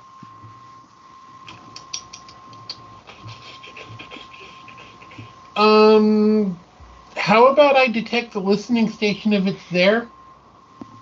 Okay, since you're paying keen intelligence to the rumored Imperial presence, you do pick up on the far side of the moon there. There is small communication happening, short range only. You're too far away to pick up exactly what it is. But you do know there is communication going. It's just super fuzzy signal. And it seems to all be automated communication, like between droids. It's the not actual human voices communicating. And from your sensor scan, since it was so clear at this beautiful moment when the moon was going away from you and it turned the crater right towards you, where your sensor sweep totally picked up the standard Imperial shaped structures, which we will totally go bubble up. Standard Imperial structure shape. Ignore the planet there, but and you basically see that the building in question is about 20% constructed. We're talking just basic superstructure of the building is built so far. There's like a quarter of a pizza pie shape of the disc being built right now. And you're definitely, with your triumph, thinking that the only thing on this area is probably building droids. Construction droids setting up the basic superstructure of the building. Sweet. If there is an organic life on this moon, you are not picking up any, but you are picking up droid communications and things. Okay. Sounds okay. Good. They shouldn't be picking up too much. After we're done with the primary mission, would we, since there's just building droids there, would we possibly be able to, put in some modifications? You mean like hack the army of construction bots doing their thing, that's totally a thing you could try. I mean, I'm not going to say no. I mean, they may have some self-defense programs. You never know. Most likely not. It's the Empire. Okay, They're probably let's wait until we're on the way out, though. Yeah, let's But not call in a Star Destroyer before we even start our mission. right. No, absolutely. But if we could have this listening station transmit all of its relayed information to us. Sure. Well, remember, it's not even got that. You're not even seeing that equipment on site. We're talking That just superstructure. So there's no computers to hack or anything. okay. It's basically you're seeing, like when you go by a downtown construction on a big city where it's the concrete foundation and some steel poles coming out of the concrete. That's about what you're seeing on the scanners. There's basic superstructure construction, nothing habitable. Okay, and There's then these no robots wouldn't actually be constructing communications equipment; they'd be coming in later. yeah, exactly. Okay, I mean, you So could totally hack the droids, but there's no like computer set up that you believe from what you're seeing on the scan. None of that type of stuff. okay, So you could hack a droid, leave it there as a potential spy to try to transmit stuff, but it's a construction droid, not a right. comms droid, so probably get caught. Using his big giant fingers on the comm pad and breaking buttons.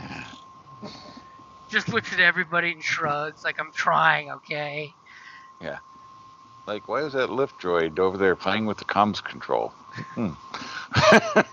Shaking the whole computer. Although if we wanted to, could we have the droids put in some type of explosive while they're building the superstructure? If you had explosives and you trusted their mechanics, sure. Yeah. Worst case, we destroy it before it gets very far as we head out with some. No. But you some see, missiles. it's so much better if we wait until it's fully constructed and then it blows itself up. Right, but we don't have that kind of explosives on us, so. Now, could be a mission coming back later once it's further along and doing something, so. And I'll also give you for that triumph, you're picking up a very faint old transmission on the old Separatists bandwidth that's super faint, super broke up. It's only because you rolled a triumph was this detectable at all. And it's basically the old automated SOS message. Yeah. God. Oh, where's that coming from? It's coming from right where you're pointed to go to.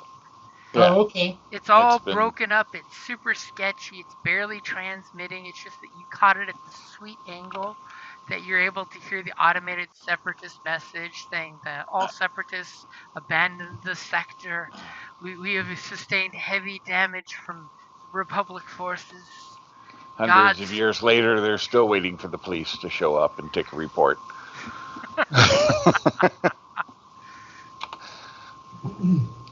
All right.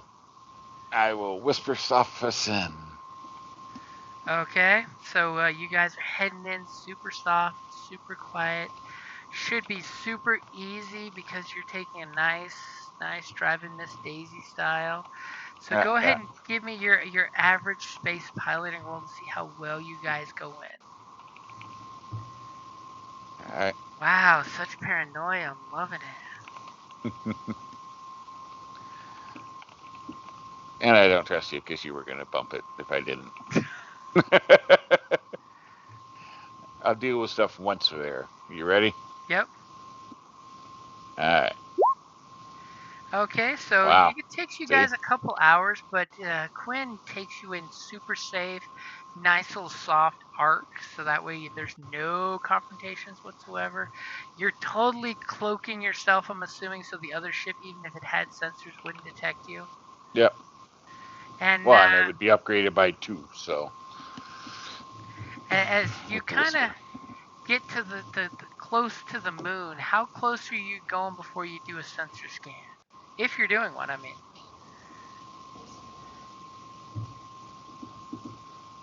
That's Kay's specialty.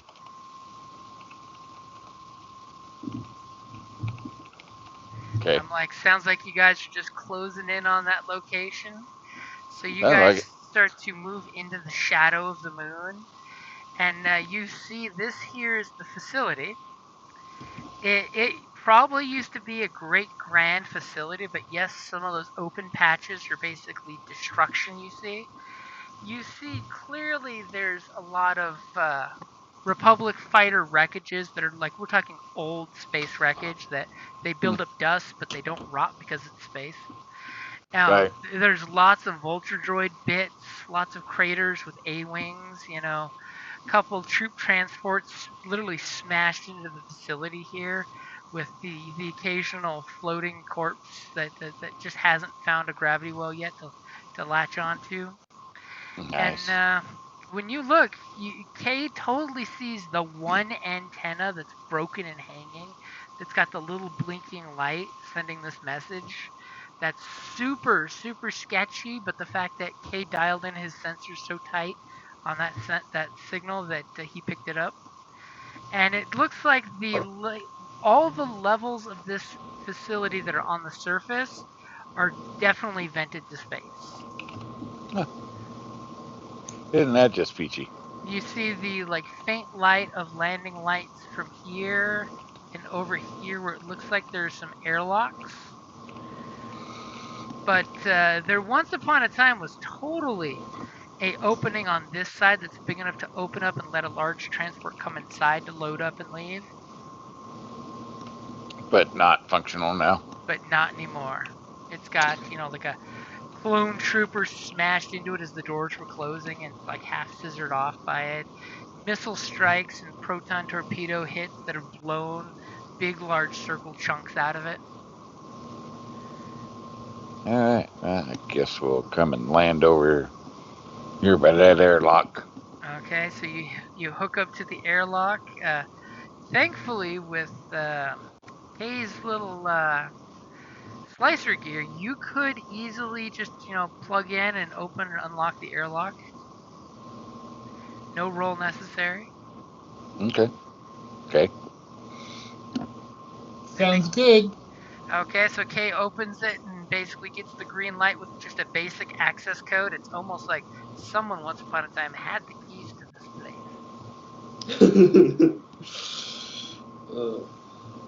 And you immediately open the airlock, and it does have warnings of poor air quality. It shows the air hovering at like 52% oxygen.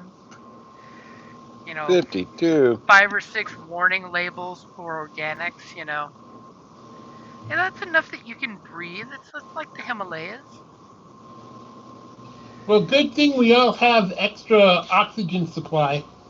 Yep. I always carry breath mist, so. Remind me to thank Pappy. He always sends us to the nicest places. Mm-hmm. I think I'll be taking my traveler's checks to a competing resort. All right, Bossiness, let's do it. And by the way, it is completely pitch black. Oh, nice. I turn my flashlights on my helmet on. Click, click, as he starts lighting the place up with his 2 little glowy lights. As he's totally like, this is why I've got the fancy armor. Hey, it's ARC Trooper armor. The clones had lights on their helmets. This is just how it goes. Hey, it's why it's the good shit. And good stuff. Yeah, I start looking around. Okay, you go in there, and this place looks, very, very space dusty for a place that has, just barely sealed atmosphere. You notice that. Give me a perception check to see what you notice. I was just thinking about doing that. So, is somebody gonna do it with assistance? Or is everybody gonna roll and I only count the first person? Oni, you should definitely be the one to roll it, and I'd be happy to give you a blue dice. That is all I can contribute. Hey, that's cool. Yeah, you don't want me percepting. I've got 1 yellow and 2 green. I got one yellow. Wait on me. Got the difficulty? Okay, so is that going to be just a blue, or am I adding some extra green dice to you? He'll just be adding a blue because I've already got two yellow, two green. Okay, so I've got that blue in there for you. It's a good thing that you're getting help with somebody with lights, so it takes out the black dice there. So, excuse me. So you take a few seconds to look around the place, and you kick some droid, heads that are down there on the floor, and some clone trooper helmets which have long gone, organic insides in the helmets as the helmet rolls, and just a jawbone drops out.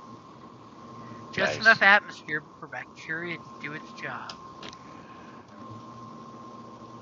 And you clearly notice, because you got a lot of successes there, that in the entryway here from the airlock, there does seem to be multiple sets of boot prints in the dust.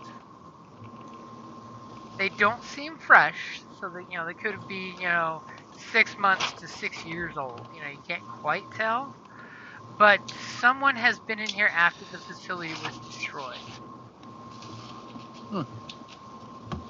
And I will give you for all those successes. It does seem like government issue boots to you. Yeah.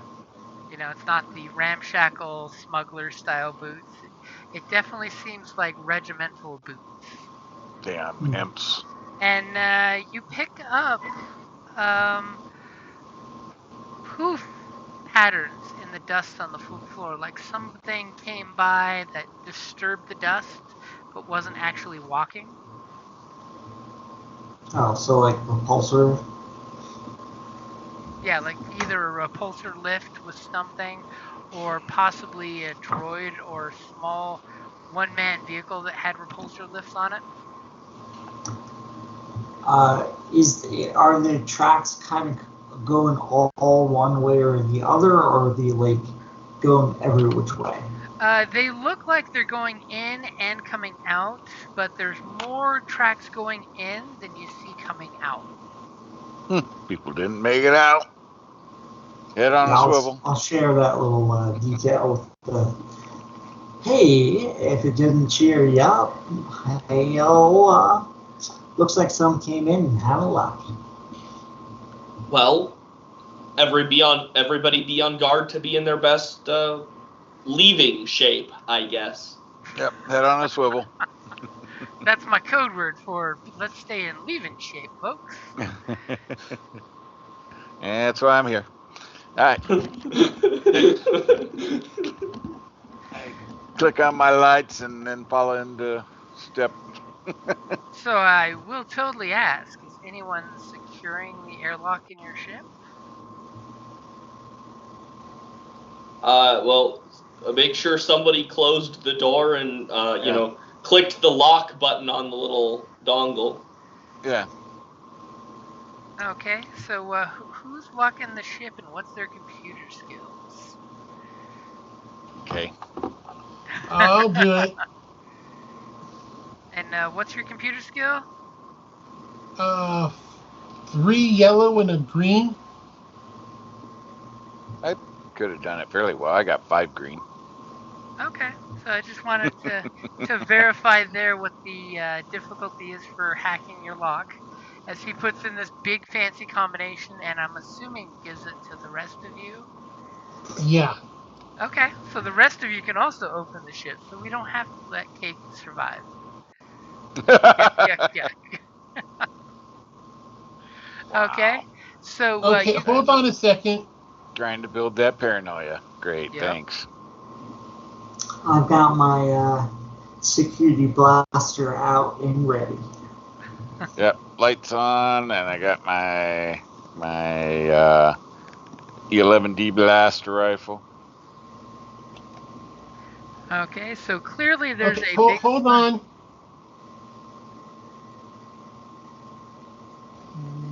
As we all pause for the stressful moment.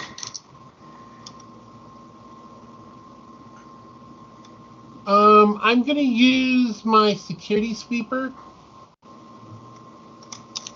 And what does that do? Make an average computer check to discover the presence and location of recording or espionage devices within medium range, or in this case, anything actually active. Okay.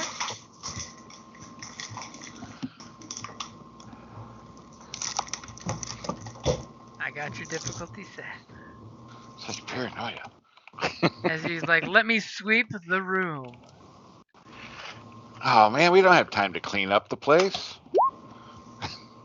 So he begins to sweep the room just in case, and he totally gets a ping on his little sweeper, and he follows the tracker to the active listening device, and you realize the control panel that you just locked. There's that standard intercom dealio that is smashed to shit. You know, obviously somebody either shot it on purpose or it got caught in the crossfire. But you do realize that it is currently turned on to the listen mode. So if you guys are talking loudly, you could easily be overheard by the recorder. And it is connected to something somewhere that's feeding it power. But the pad itself is dark, so either someone intentionally set it this way, or it's a 1 in a million blaster shot that blasted it but left the channel open to wherever it was last open. Yeah. Well, you want to turn that off there, Kay? And what would you like for your 2 advantages? Oh, I'd like to get my strain back, please. Okay. I totally had something cool I'd give you, but if you want to do that instead, I'm cool with that. And your little sensor sweeper does kind of let you know that the panel that you're looking at that's all shot to shit does still have power running to it, even though it's all turned off, except that one active microphone. See how I totally bait mystery?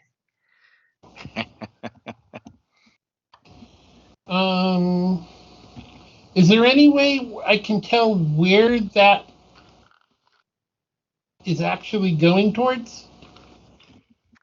Not with using your 2 strain for your 2 advantage for strain. Okay. I mean, if you'd like to do a mechanics check and start tearing into it, you can. No, let's use the advantages.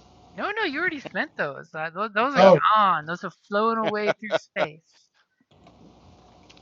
I've got 3 green mechanics. Can somebody else do that?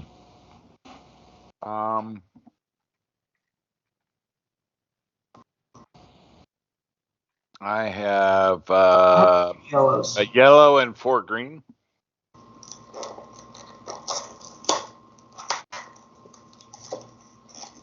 So I'm assuming I'm the next highest. As everybody's looking around, where's Rigger? Yeah. All right. So I'll give it a shot. Okay, so you're gonna do the mechanics? Sure. As you kind of tell him to look back, and you whip out your spanner, and you're gonna give that panel a shot. Yep. Ready? Yep. Not bad at all. Not bad for a doctor. So with him whipping the panel off and giving it a check, you can clearly see someone sabotaged this. It was beyond just the blaster fire. Somebody clearly went into the panel and mechanically sabotaged this. Wires were snipped. Some wire was soldered to leave the microphone on and active. You're pretty sure whoever's listening heard lots of mechanical noises and you taking the screws out of the panel and all that stuff. Mm-hmm. And then I unplug it. Oh, and then you go snip, and the microphone falls to the ground dead. Its little concealed light that was barely lit dims out. Yeah. Somebody totally bought one of those little stickers you use to cover LEDs to make them nice and dark. You already know we're here, so might as well shut down the noise. Okay, and you clearly see, in this area to the left, a big sign that says elevator over the doorway. Doorway is nice and big enough that you could easily get a hover cart. It's kind of like those Home Depot flat carts through there with, two people pushing this thing. And then the door to the right is labeled hospitality, refreshers, and you basically get the office feel that this is where you would sit with the receptions area. Or you can go straight to the lift. Well, we could try the reception area and see if there's a computer to maybe get a listing of what might be here, or where, but that's probably been trashed already. I say we just go on down. But I'm not the ground commander, so. Oh, Commander.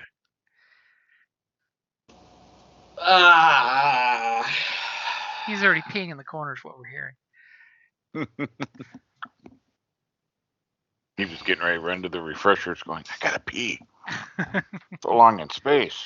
I told you guys, before we get off the ship, you gotta take care of that. I mean, I'm just thinking about trying to finish the mission. I'm looking for where we think the gear is most likely to be.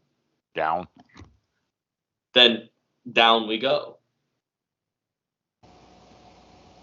There we go. Lead the way. I go, well, this isn't D&D. I'm not in a bunch of armor. Well, I kind of am in a bunch of armor. I go clanking down Say the stairs. what? Yeah, You but are it's covered plastic, head so. to toe in plastic. Yeah, but it's not like steel going clank clank.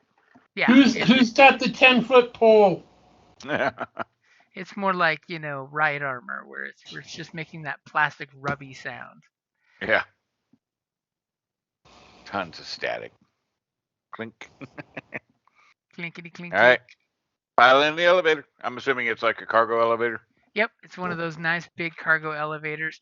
The panel looks dead when you get to it. It's got that handy dandy in the middle of the lift is a panel where you can control the lift to go up or down. You are gladly at the top floor, by the way. As you see, the lift has a little controller that goes from level 1 to 10, and you guys are at level 1. And then it has something under 10 that you basically you can't read what's smeared on the panel. It's got some singe from the combat that happened. Of course.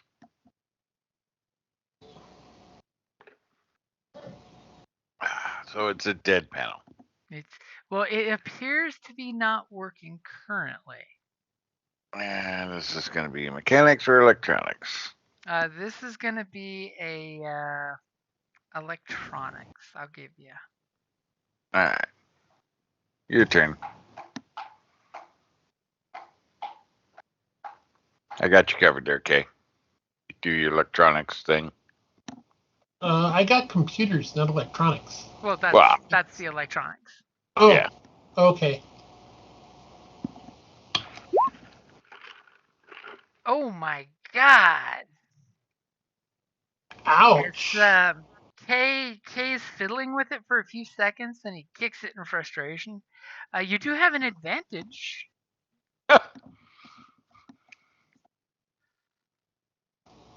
Give yourself a blue for the next. Yeah, I guess.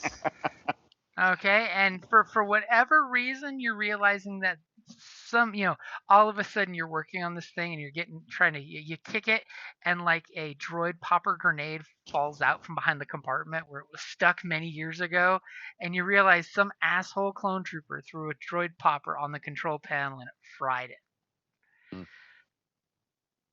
But there may be a mechanical manual way of moving this lift. A la Star Trek, a little hand pump, and you set it for A floor, and you could manually make it go to A floor. Hydraulic pump it down. Great. And Are there stairs? There probably are stairs. I mean, it would suck, but yeah, there's stairs. Is there another lift? This is the only lift that you see so far.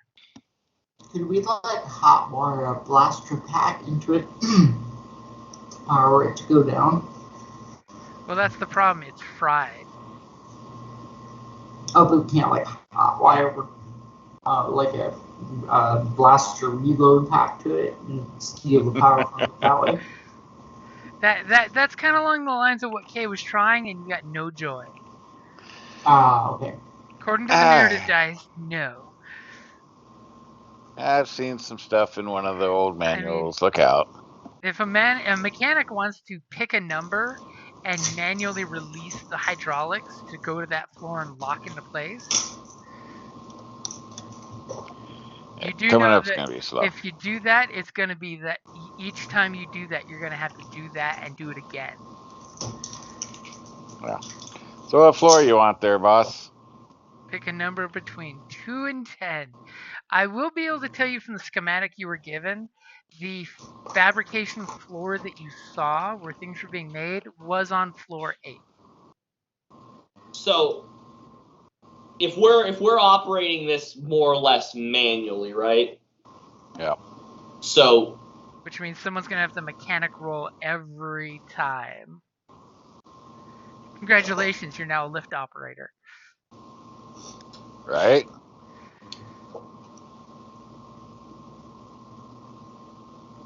wouldn't it be safer if we found the stairs just so that we like can get back up in a hurry if that becomes an issue? I mean, As yeah, opposed to getting shot at, running into a lift, and telling somebody, pump faster! I mean, you did say that this building was shot to shit as well. So there is the danger that any stairs could be vented to space.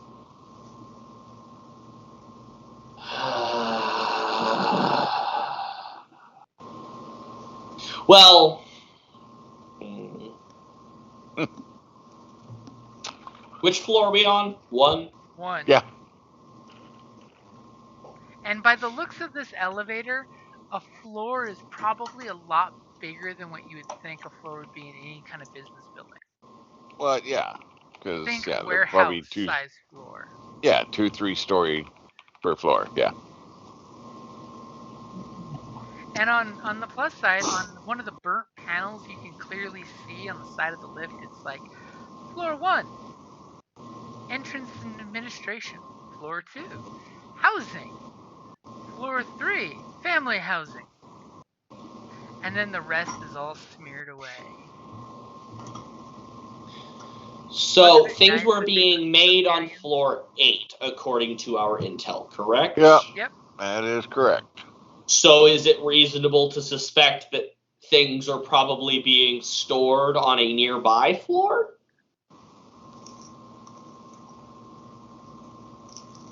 Possibly, or still stuff stored from the manufacturing at the time and hadn't been relocated. I mean, that's totally sensible. Let's try floor 9. Okay. Okay. Seems So like you're a looking good to plan. overshoot the factory floor to go to the one just below it. Just above it, right? Well, no, floor 8 is above 9. 9 is deeper. Oh, You're Yeah, starting well, at 1 and you're going down to 10. Basically, it's like Yeah. subfloors, Right. but it's how they register the floors. Right. Yeah. Seems like a good plan. Okay. So he's Alrighty. totally telling you go for floor number 9. All right. Okay. Number 9.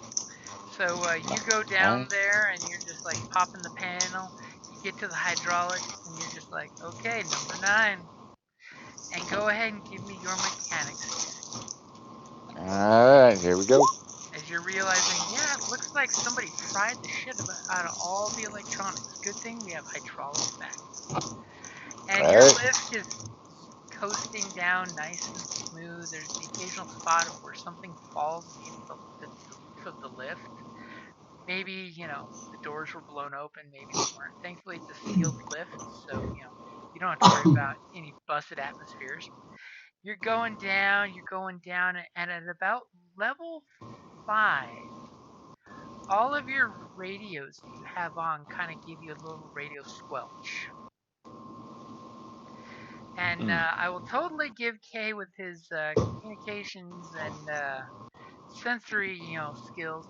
You know that that's a jamming field that you just went through. Around floor 5, you clearly think there's something that seals off communications between 5 and above. All right. Can't be And anything wrong with that. you totally see, like, on floor 6, there's lighting as you're zipping past. There's light that flashes just for a moment.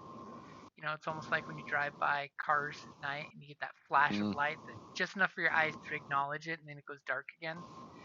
And then floor 8, you get light again, and then you stop and come to a slow stop at floor 9. And then you hear like a bit of a grindy noise as the door starts sliding upward. Lingerie. 9th floor. And when the door comes up, you're seeing flickering light like damaged neon, lights where they flicker on and off, but mostly stays on. But then all of a sudden does that flick, flick, flick, flick, flick, turns off for a second, then turns back on, which is super annoying for your eyes. It's really annoying. And you do notice that there are pits in the walls and floors, like gunfighting happened once upon a time, but the damage is there, but the walls and ceiling are pristinely cleaned and painted. You get that landlord feel where somebody trashed the place and they cleaned it up and spackled some fresh paint on it without actually repairing it. Which is very, very awkward. And of course, you see no dust, and you just see, anywhere there's a damaged doorway, because you're looking down a large hallway with a bunch of doors. Damaged doors seem to have been removed, so there's just a open archway where a door should be, and you're seeing, slightly reliable lighting coming out of the occasional doorway. You see a nice, long, 20-foot wide corridor with 15-foot ceilings, goes straight on for about a good, 400 feet, and doors about every 100 feet. And you clearly see a sign painted on the floor area that says corporate housing. Which makes you think, oh, yeah, this is where they would be housing the VIPs on base. Whereas the laborers get their families used as hostages. You can now only think how horrible level 2 and 3 look with these civilians trapped in airlocks during the attack. So, housing. All right. And there's a clear sign that points to life pod launchers. Occupancy See, there we go. 25. And you're looking at all these doorways and you're like, if there's one person in each one of these rooms, they have half as many lifeboats as they should. Right. This ain't warehouse storage. All right, well, I suppose we check. Does anyone want to step out and look at one of the signs? There's one of those little business directory-like signs. It's really nice and pristine. I'll actually step out, sort of have my gun at the ready, and I would like to head up to the nearest, door on the right, let's say.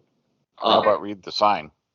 Yeah, I mean, yeah, I'll you see there's a directory, but there's a door that's completely open, and you're just like, I wonder what's in door number 1.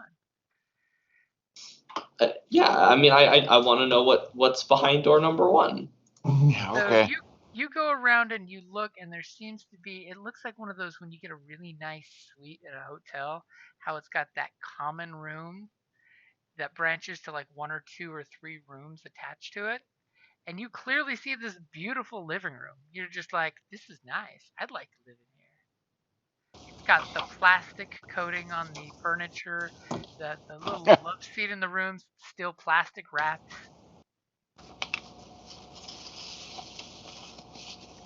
Okay, so it's not a zonk. Are you like poking your head in the doorway? You looking more into it? I mean, are you doing perception check, anything like that? That's actually something I want to like kind of quiet everybody. Just quiet for a second. I want to do a perception. But like given that everything's so the same that we see, I want to know if I'm hearing anything else kicking on, any other electronics anywhere, or any kind of automated something that's actually causing this all to be the way it is. Okay, go for it. I got your difficulty set. All right.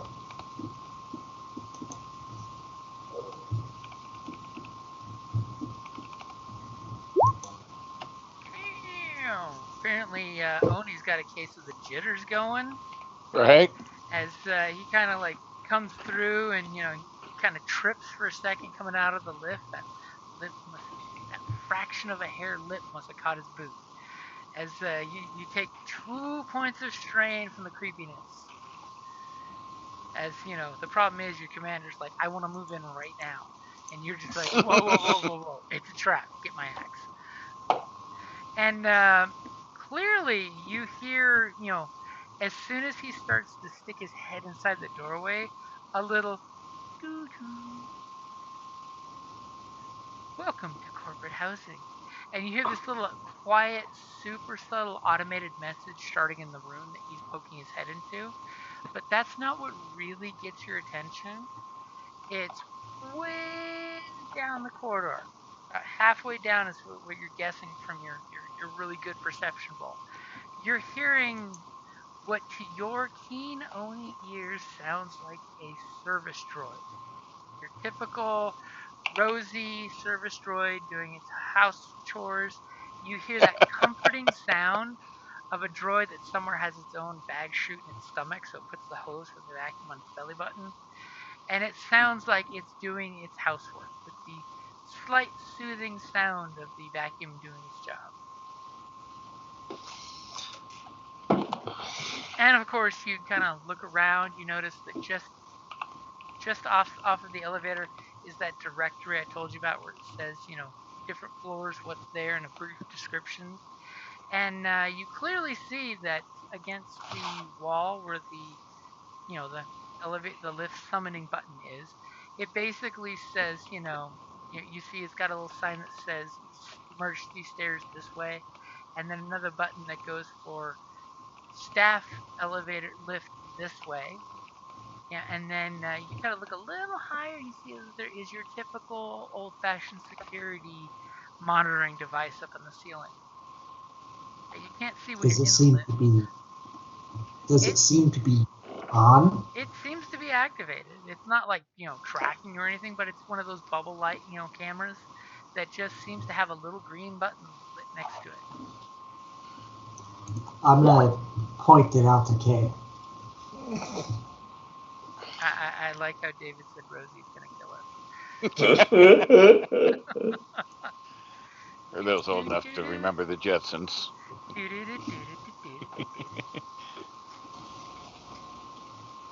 I mean, we'll totally say that Oni is Elroy.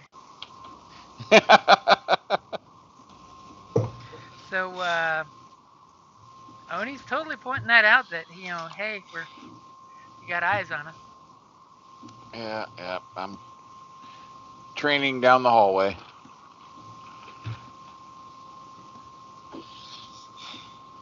I'm peeking in the room that I looked in and just making sure there's nothing important, and then if not, I'm gonna sort of back out and be all like, so are we upset about the vacuum droid, or should we go check another floor?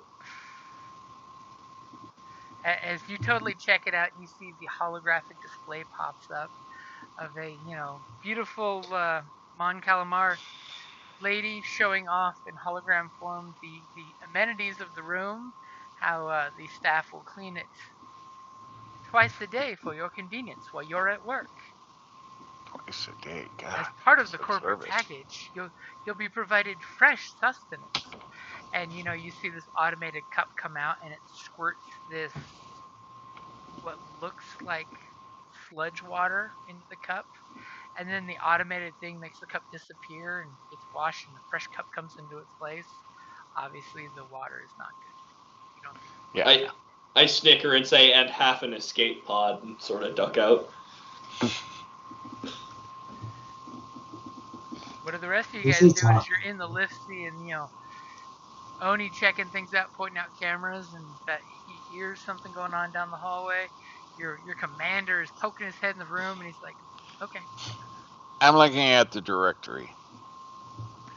Directory tells you that floor 8 is your current location, right? No, floor 9. No, 9. Floor 9 is your current location. That is corporate housing, including VIP visitors. Floor 8 is the factory floor, which, by the way, Oni kind of points out you can almost feel vibration above you guys. Super subtle. There's no way it could be a warehouse working if it's that subtle, Right. unless the VIPs get quiet quarters. Just saying. Right. And then it goes up to level 7 is storage and shipping. Level 6 is storage and shipping. Level 5, communications and life support. And then level 4 is subsector factory manufacturing. And then 3 is housing, and then 2 is housing, and 1 is administration and reception. All right. Does Quinn say that as we are coming back? Yeah. At least I know I'm coming back. Quietly, the factory floor is one up, and Quinn seems to be might share active. that with you. And to which I'd respond, see, I had the right instincts. It just went the wrong way. Yeah. 2 floors of storage above, but it's all right. What's 10? Does it list 10? 10 is listed as additional maintenance machinery as well as redundancy. Yeah. Gotta All right. about that redundancy. Yeah, well. So are we going to the what appears to be an active factory floor? I mean, Or are we going to storage?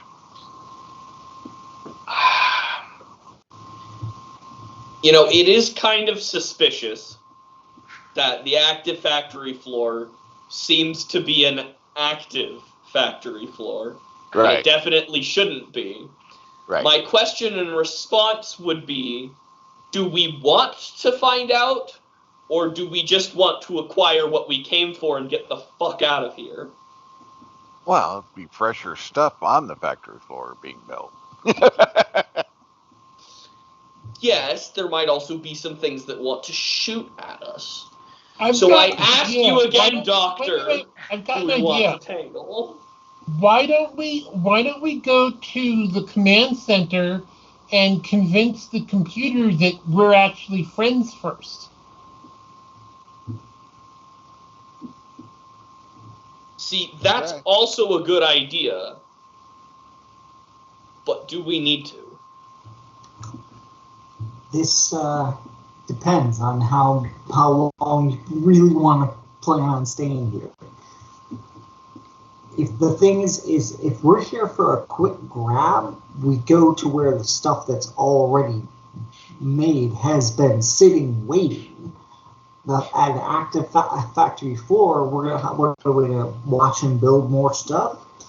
And as for the rest, shrug. And I mean, I like the idea of getting to the control center too, because that gives us potentially a lot more information and a lot more opportunities of stuff to do with this place. But I don't necessarily know if we want to be super involved with this place because, Imperial listening post getting built nearby. So I think we find out if there is even anything to salvage from this place before we get all wrapped up. I was going to say, storage has probably been picked through based on a bunch of bodies coming in, but we can try there first.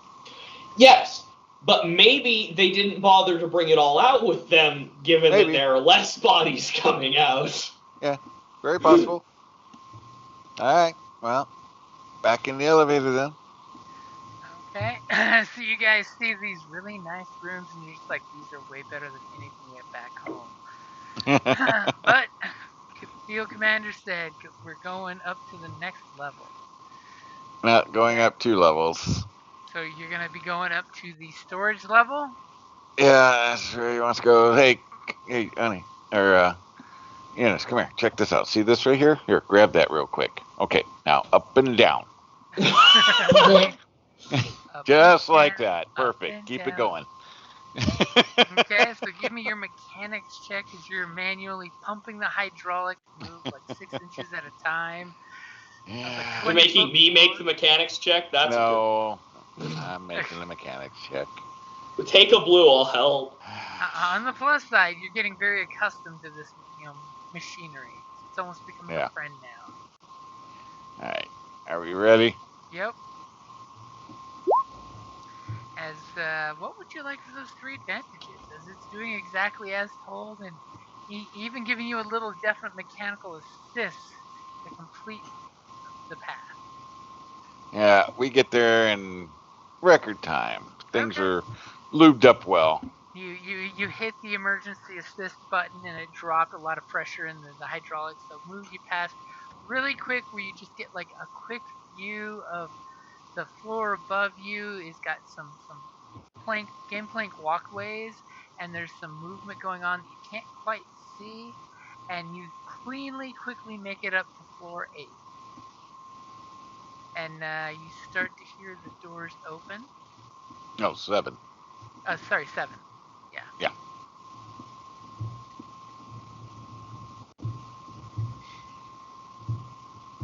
Yeah. Okay, now everybody give me your vigilance.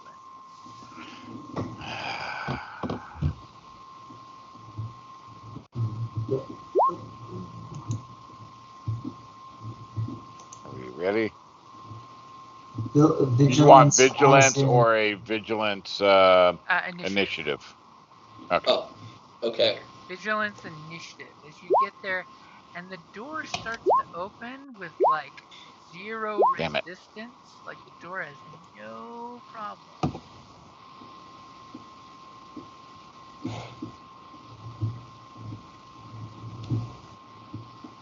Of course it does.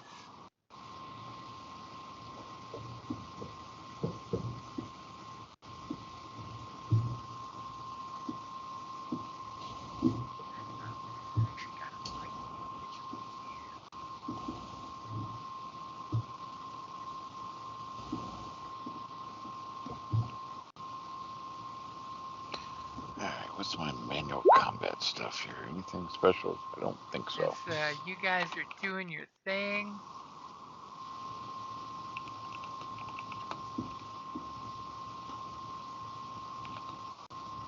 GM's setting up the screen or the background. With all kinds of shit. Surprise. It's always sad how I put the numbers in, but it didn't translate over. And I bet you those numbers are just going to keep changing as we do our thing. Oh, that's dirty. Oh, that's super dirty. Okay. Before we start shooting things, I need to run to the bathroom real quick. Okay. Shall we take a quick restroom soda, break? Yeah. Yep. It has been a while, and I did run off while you guys were doing duty and take care of my duty.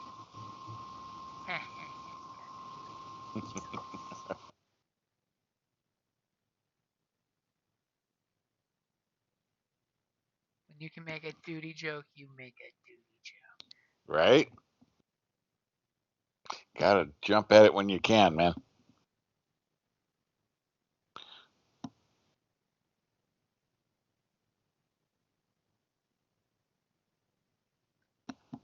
Why are you being a bug? Leave me alone. say, who is bugging you? The kitty. Aw. I'm not giving her enough attention. See, I had the excitement earlier where the kitty cat decided to come from the bedroom to the living room here and got chased by the dog the whole way. No. It's like, haha, you chose to do this. Right? And then he was pissed that he was stuck in the living room because the dog was waiting for the return trip.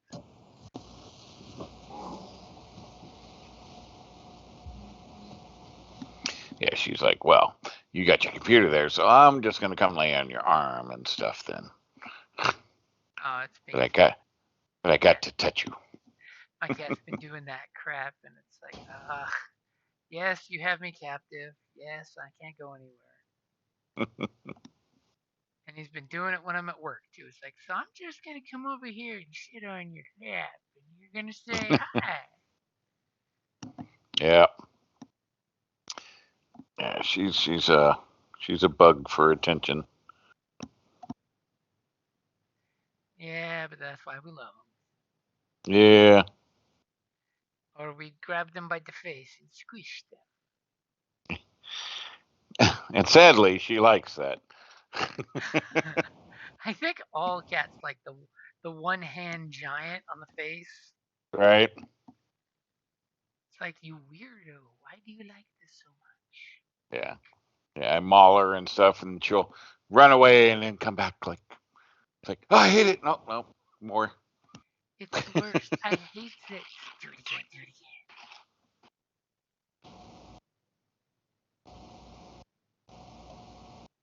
All right, let's see. Yeah, that's the only thing. I can shoot in space really well. I can heal really well, but I don't like super shoot on the ground.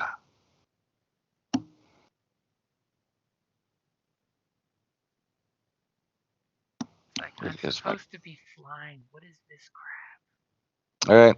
I mean, I do good. I mean, I'm still range heavy, range light, 2 green, 2 yellow, 2 green. But I mean, no special, nothing. I just shoot.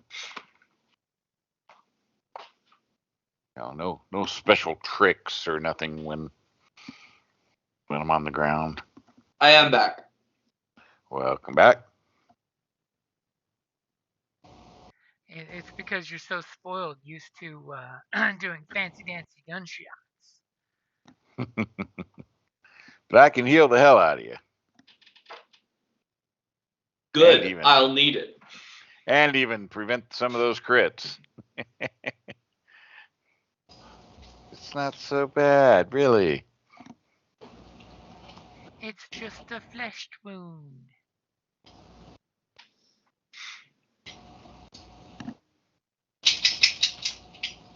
Yeah, what is my stim pack? Let's see. Stim pack specialist, additional wounds.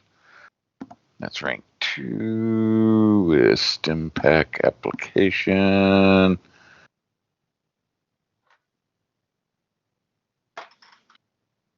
Oh, that's right. My stim pack application where I can add a boost a characteristic. Oh yeah. Yeah. Oh yeah.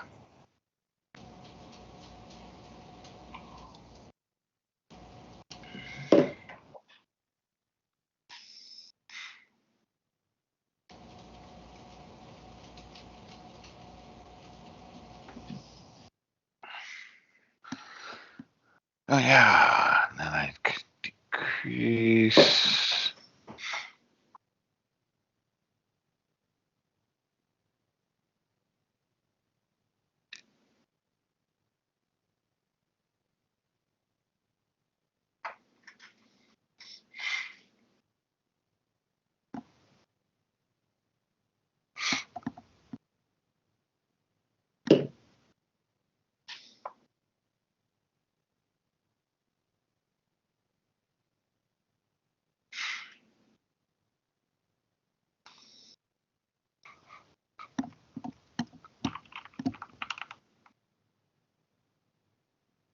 I got a peek around the map. Well, where are you guys?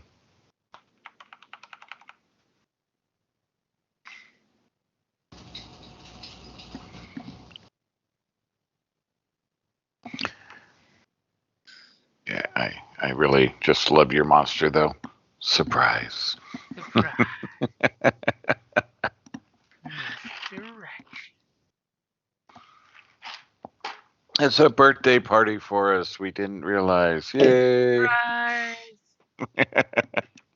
Oh no, we used a good surprise on you.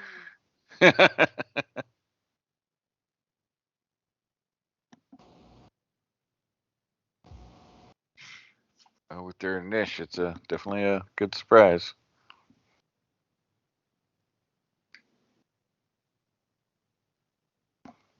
My niche failed me. And their niche was just damn good. Honestly, didn't expect that. Right? I mean, I got 2 yellow. I mean, it's not terrible.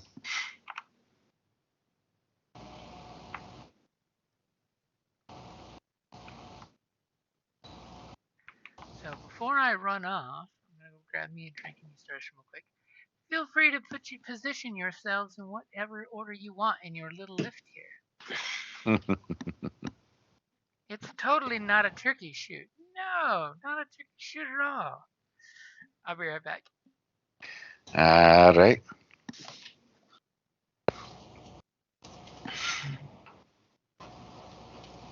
Yeah, I'm definitely not up front. So I'm bumping the handle somewhere. Sure, it's not right up front. You hope it's not right up front.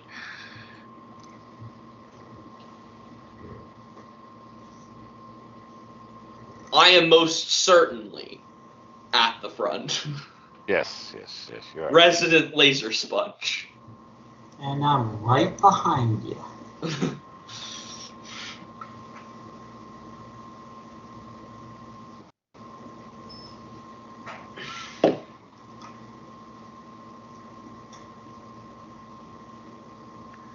That's right. I probably have the better armor, so.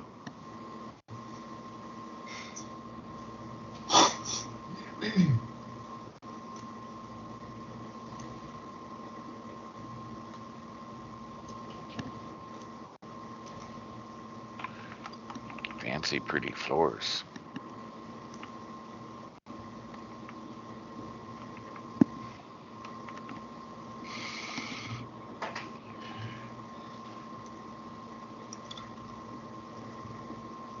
Anyone know what surprise is? Surprise? Yes, it's a birthday party for us. We didn't know. Ah. I think it comes with a special laser light show.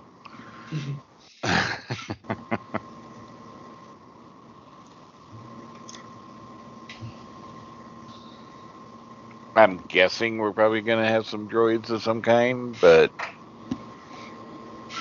could be wrong. Grenade! Yeah, just don't give him that idea. Grenade!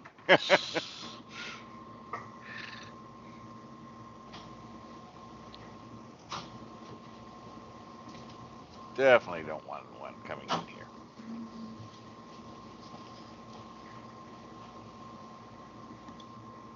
That would not be cool. I'm back.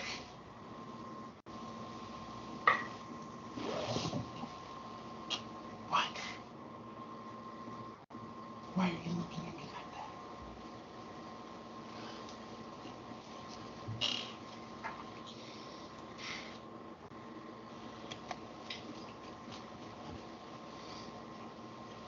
Oh, you too? You too?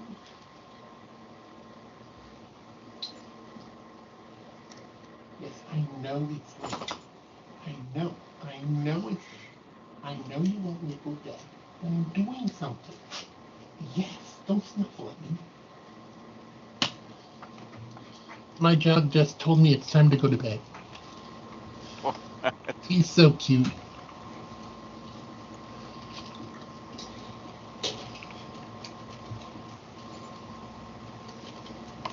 Gamma World. I got it. Didn't they come out with a new Gamma World system? I think they came out with 2 or 3. I know they came out with one that didn't have the tech tree, and I hated it. Yeah, I think there's a newer one. I'm on a Facebook Gamma World Online page, but I haven't done a whole lot of research. I just saw it and thought, oh, that'd be cool to see what's going on. According to Google, it's up to Gamma World 7th edition. Holy shit. Wow. By Wizards of the Coast. Oh, wow.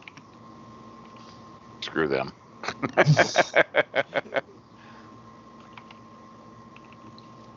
I like Gamma World. That was a fun system way back in the day. But Yeah, the new Gamma World, the 7th edition one, is basically 4th edition D&D. oh yeah. Yeah, it's not quite what everyone expected it to be because you basically take 4th edition rules and you take 2 different things like ice and fire for a race and you put them together so you're an ice fire monster or a ghost machine, and it's Huh. it's really not Gamma World, which made a lot of people instantly dislike it. Yeah, no doubt. So it Interesting. looks like by default Kay's taking that back corner right there, right? Yeah, I was gonna move back, saying the device is in the back, but I got the better armor, so I guess I'll just stay there. Okay. I am taking up as much of the space of, hey, let's shoot at them as possible. And I'm trying to stand exactly behind him. So when we get our birthday laser light spectacular show, you know. I am trying to execute the not in the face maneuver. Okay. So, as soon as the door snaps open, Snap. immediately, this door is crisp, it's clean, it's used often. I need to go to the GM's level so I can pull it up. You see 2 droids standing there with weapons. They have the carbine blasters. You do clearly see they have like 2 grenades and 2 grenades strapped to their chest area and a vibro sword on each of their hilts. And one is currently holding his vibro sword out in a very defensive posture and has something in his hand. The other one is holding his E5 blaster rifle that looks, you hear the noise that comes out of your Mandalorian friend because it looks pristine. It's pristine. Let's go to the storage level. And they kind of both immediately look at you all. They're not surprised at all that you're here. Damn cameras. And they kind of look at each other and you just hear them say in monotone commando droid, clone. And they both look right at our Mandalorian friend in his clone trooper armor. Well, both of us are in clone trooper armor. Oh, yeah, you are, aren't you? Yeah, I'm in ARC trooper armor as well. So let me mark so you know which one has the gun and which one has the sword. So these are your classic Clone Wars era separatist commando droids. Yep. So the red is the one with the sword, and the blue is the one with the rifle out. They both have rifles and swords, but just want to let you know which one has what, ready and available. Sure. So the one with the carbine is gonna shoot at this clone. He's gonna totally take a shot at our Mandalorian. Yeah, I totally don't look like calm guys. And you immediately know the danger because when he pulls the trigger, you see the telltale stun donut come out. Do you have any range defense? Yes, I do. What is it? 1. 1, okay. Okay. One is the lonely. I do have range defense, just not a lot. Range defense of 1 is good. I mean, It's something. and he's totally taking that shot at you. And you hear the stun donut do that.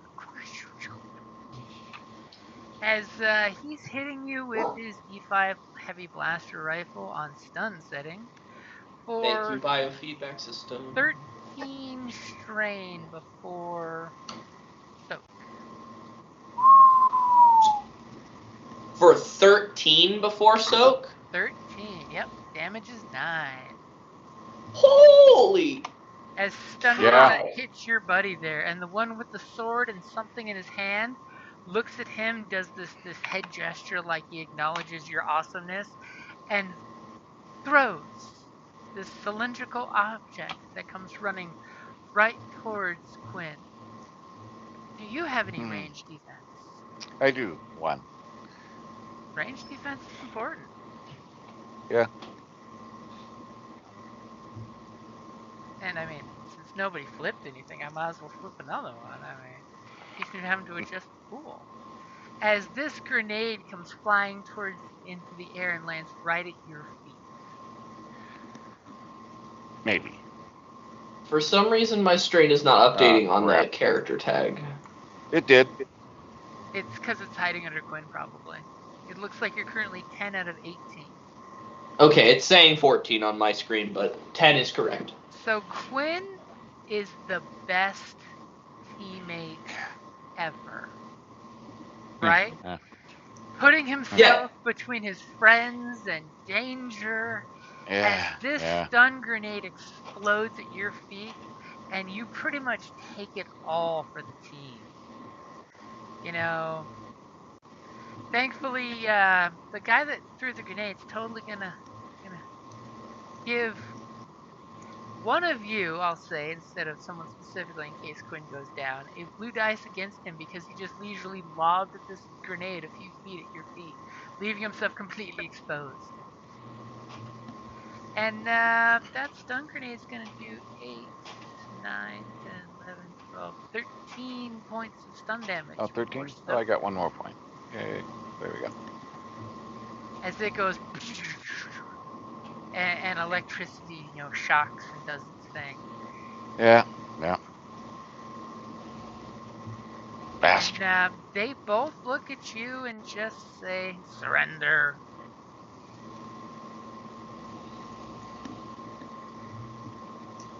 Yeah, not an option. I've got a. Is that a PC? I've got a data purge grenade. Oh, I have a droid popper. Oh, okay. As a matter of fact, as soon as they say that, I just grab my droid popper and I say, "This one's for the Republic clanker trash." And I just, as they leisurely lobbed a stun grenade at Quinn, I'm gonna leisurely lob an EMP grenade right smack dab in the middle of it. And we'll go for the guy with the vibro sword, I guess, since I have to pick. Okay, so you get a blue dice for that because he left himself open. Is there anything you're like? Are you aiming or anything like that? Yeah, I mean, I'll take the maneuver to aim since I'm not going anywhere. Boo, Might as well. You don't have defense. I will also do that. Oh, is that an upgrade? Yeah. I mean, it didn't work out too well for me, so I'm just gonna warn you. Okay, so I've got your difficulty in there. Okay, here we go.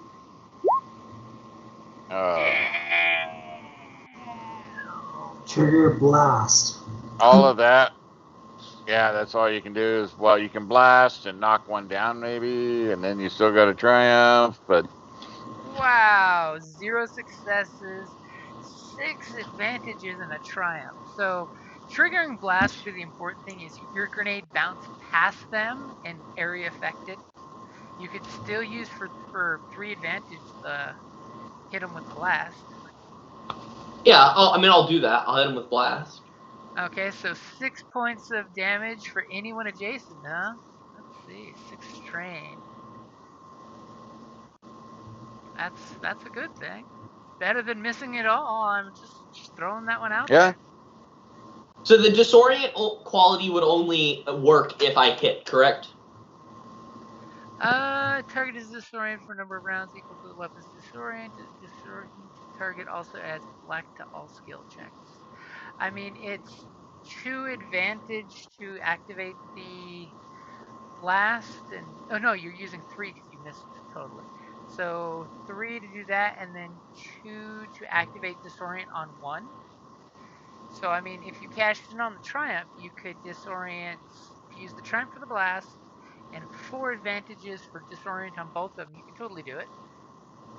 And then you'd Well, still but have so 2 advantage the for triumph for the blast, and then 4 advantage for disorient on the 2 of them. Okay, so you're adding a black dice to anything they do. That's a good call. And Yep. then with those last 2 advantage, because that leaves 2, right? Yep. Okay, I'll give a black dice, an extra black dice to the next one of them to go, and an extra blue dice to the next one of us to go.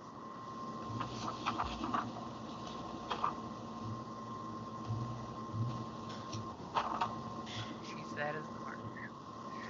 Okay, so You see, look at him cashing it forward for you guys. despite not hitting, I'd call that a successful grenading. Yeah. I mean, they got hit with an ion storm. I mean, it's a good thing they're That pretty is tough. that is the very definition of why one grenades, because you don't actually have to hit. Yeah, but you still gotta get the advantage at least. Yeah. Disorient was the main objective of that anyways, so... And Quinn's jumping out into solid earth? I was trying to... It's not... My green's not updating. Oh, to make sure you can clearly see where it is? It's probably because you're packed in there like, sardines. Well, that's what I was trying, but actually it's not even updating when I try to change it up there. Oh, probably because... See, that's weird. And they kind of look at each other as they get grenaded, and they go, "Organics not compliant." They totally drop down to Final Fantasy style fighting animation that just keeps repeating while you guys are doing your turns.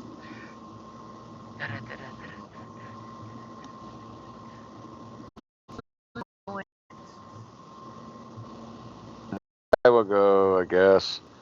And let me... I'm just trying to... Waited. Looks like you went back up to full health. But some reason the bar's not moving. It's All moving right, on mine. that's You right. might want to refresh just to see if you got disconnected. Oh, quick question, Jim. Is it action or a maneuver to start spinning out my gun?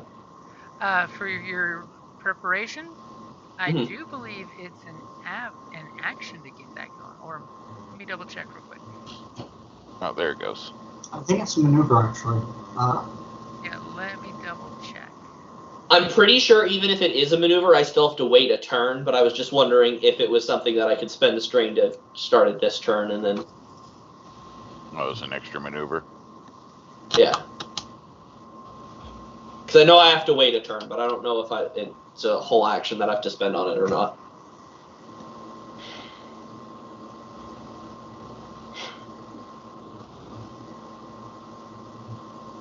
Okay, there we go. Now it's functioning. All right.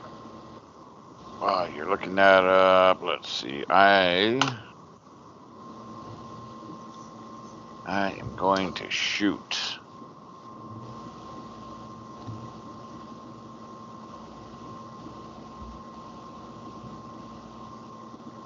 Okay, by the way,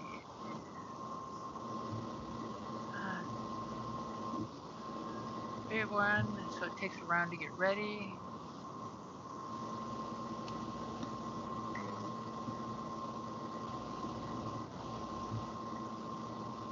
Actually, it's probably an action, isn't it? That's what I get for not having my actual book here. Because I know it takes a full turn. Like, I can't just... No. What's it called? I was going to say, what's your character sheet say? So, here, I found the link. We got... I was going to say, what's the weapon again? Because or the feature on the weapon is called Prepare. So, with this quality required time to set up before being used, user must perform a number of preparation maneuvers equal to the weapon's prep Oh, maneuvers. before making the attack with that weapon. Okay, I'll spend an extra. Well, actually, no, I won't. I won't have done it that round because if it's a maneuver, I can just do it on the turn before I shoot, right? It just takes my maneuver. Yep. Okay, so cool. You're going, and then you're shooting.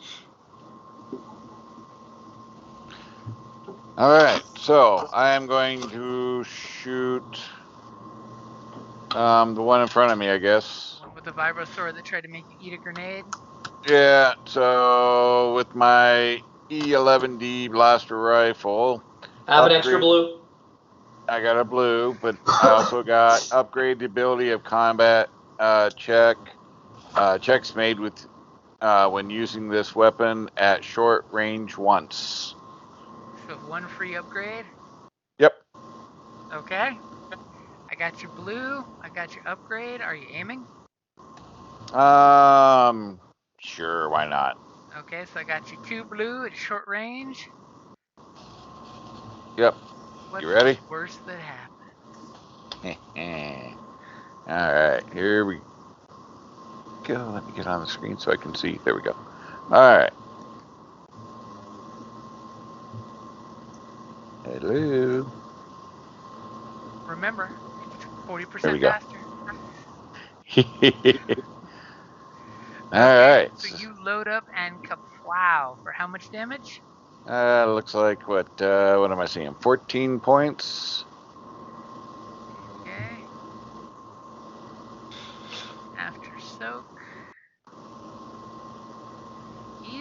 He's got some definite battle damage going, but he is still clinkering on. I mean, you All just right. heard that he was pristine looking. Yeah, I'm sure. And that strain I will take or that 1 point I will take a strain back. Because I'm dangerously low. So who's going next?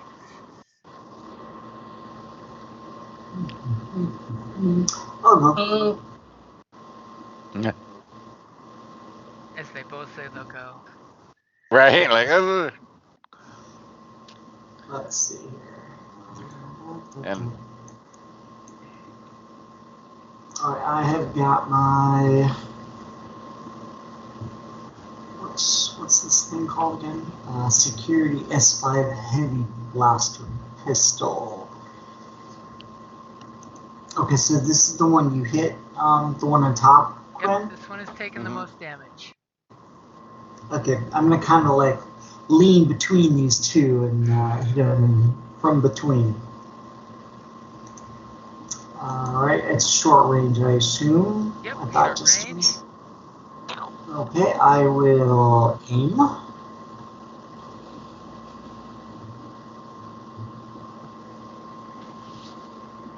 Okay, got your aim in there. Short range. Fire when ready. Yep.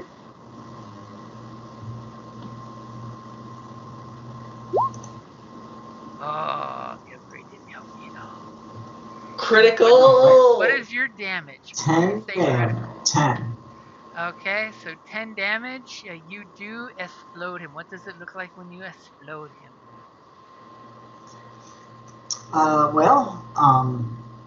He's already kind of like sparking, shaking, stuff like that, and I just kind of put a real quick tip right to the head and knock him over backwards, leaving most of him in good working order.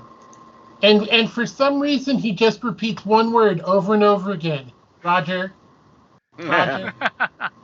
Roger. Alright, so, and then for those 3 advantage, what would it take for him to kind of trip up his counterpart as he went down? So what are you looking to do? Basically, for him to like either fall into his partner and knock him over, or failing that, just fall kind of and get tangled up in his legs. Okay, I'll give you knock him prone for 3 advantage. I'll take it. Alrighty. It only kind of gives you guys the wink wink of it took me to finish that off, huh? Hey, nice job picking up the spare there. Hey, this is like the 710. And what is Kay gonna do? He's gonna flip a point before saying anything. I like that. I'm going to shoot him with my heavy blaster pistol and aim. Okay, so He knew if he started talking, you'd start reaching, so figured I got if you didn't say anything, you'd be delayed. a blue, Trying an to figure out. upgrade, and a purple.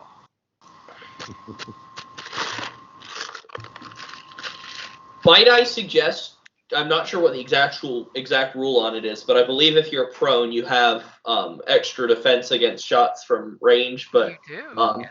negative defense against shots up close. So instead of aiming, you could use your maneuver to walk up to him, so you're just sort of standing over him and get a bonus to shoot him.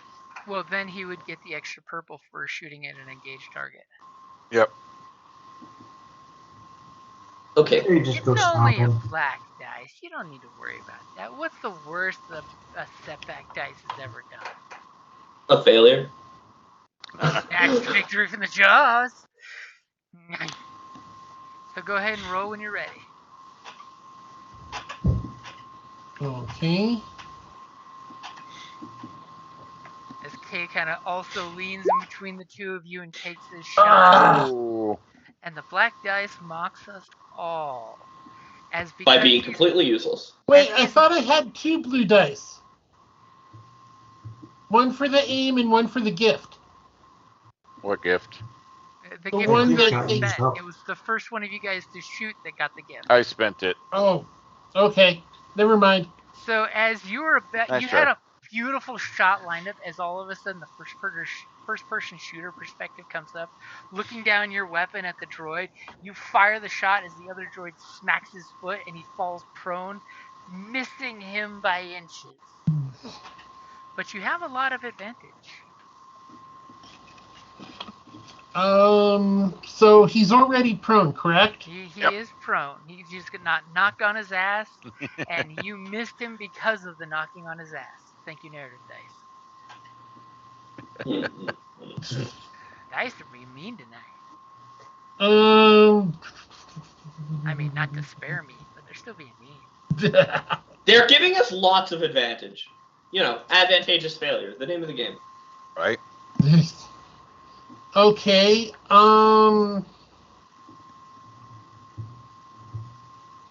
Let's see. How about advantage for everybody?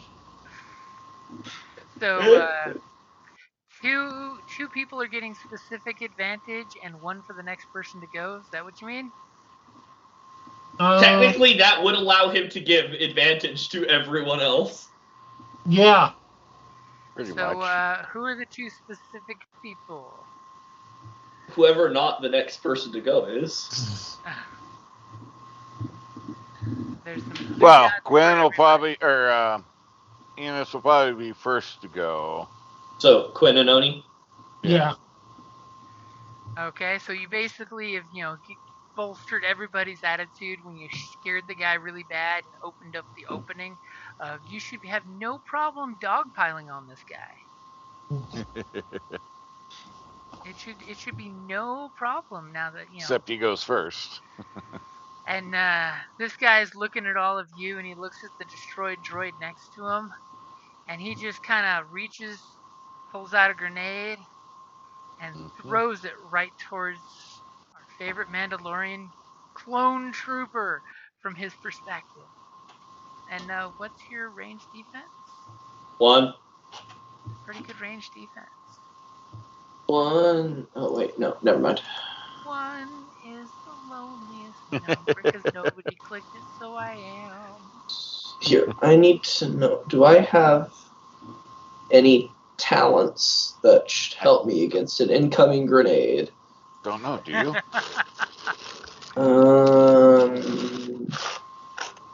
I have Probably the not incoming that. grenade avoidance power. Probably not that. Definitely none of those things. Okay, nope. My talent for dealing with incoming grenades is lots of hit points. That is his defense. Except for when it's stunning. But even then, you're doing pretty good there. Yep. This is why we got biofeedback armor. Here comes 4 extra strain. Ow! So the stun grenade flies and goes off like a good inch or two before your helmet as he flicks it from the ground. As Flashbang to the face. Ugh. Alright, what's the damage? Okay. Just wanted to make sure because I noticed it was the black die short. So the grenade goes off right at your face level for 8, 9, 10 points of damage. Stun. Before soak, right? Yep, before soak. Now, is this soak? I mean, is this stun or a frag? It's stun, yep. Alright, I'm okay. And then I'm a little shaken up. we're gonna activate that blast quality. Damn it. Alright, guys. Each character engaged with the original target suffers wounds equal to the blast radius, blast damage, which is, by the way, 8. I was hoping you were going to go for the crit. Damn it. Well, it's a stun weapon. You can't really crit with stun. Yeah, I guess. I know. I still wonder. It's like, why does? Oh yeah, that's right. On this one, the stun grenade shows it's a dash for crit. So that's going to be 8 blast damage. Which, remember, that is blast damage. Yeah. As the stun radius radiates from Enos's face and hits all of you guys with the lift for 8 strain. So what does blast damage make it special? Because that means it's 8 points, no soak. Oh. No soak for blast? No soak for blast. Oof. Think about it. If you did soak blast, then 6 points of blast damage would be negligible because it's like, 2 points of damage, you did nothing. So Quinn, anything going on over in your corner of the lift? No, not at all. Just taking a nap. They're all taking more than me? As Quinn drops to the ground. Don't worry, he's just napping. It was 8? Well, that didn't do it right. It was 8, right? Yeah, 8. Yeah. Doctor passes out due to stress. Oh no, never mind. It is correct. Hey, I mean, he did eat 2 stun grenades. Come on. Yeah. He did, in fact, eat 2 stun grenades. Yes. It's high in fiber, but it's not good for you. Okay, so, needless to say, this guy's used his maneuver to pull a grenade out, and his action to throw that grenade.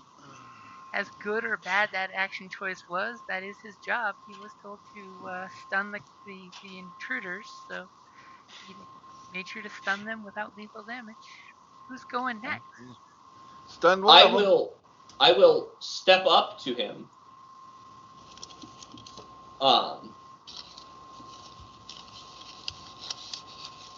Okay. How?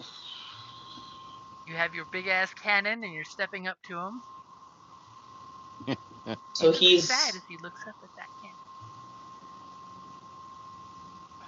So he's prone, but if I'm within engaged range, I still suffer the. If you're engaged with him, no. But you are getting an extra purple. So it's either do you want to go against the black or go against the purple? Well, for ranged heavy, it would be 2 purple, right?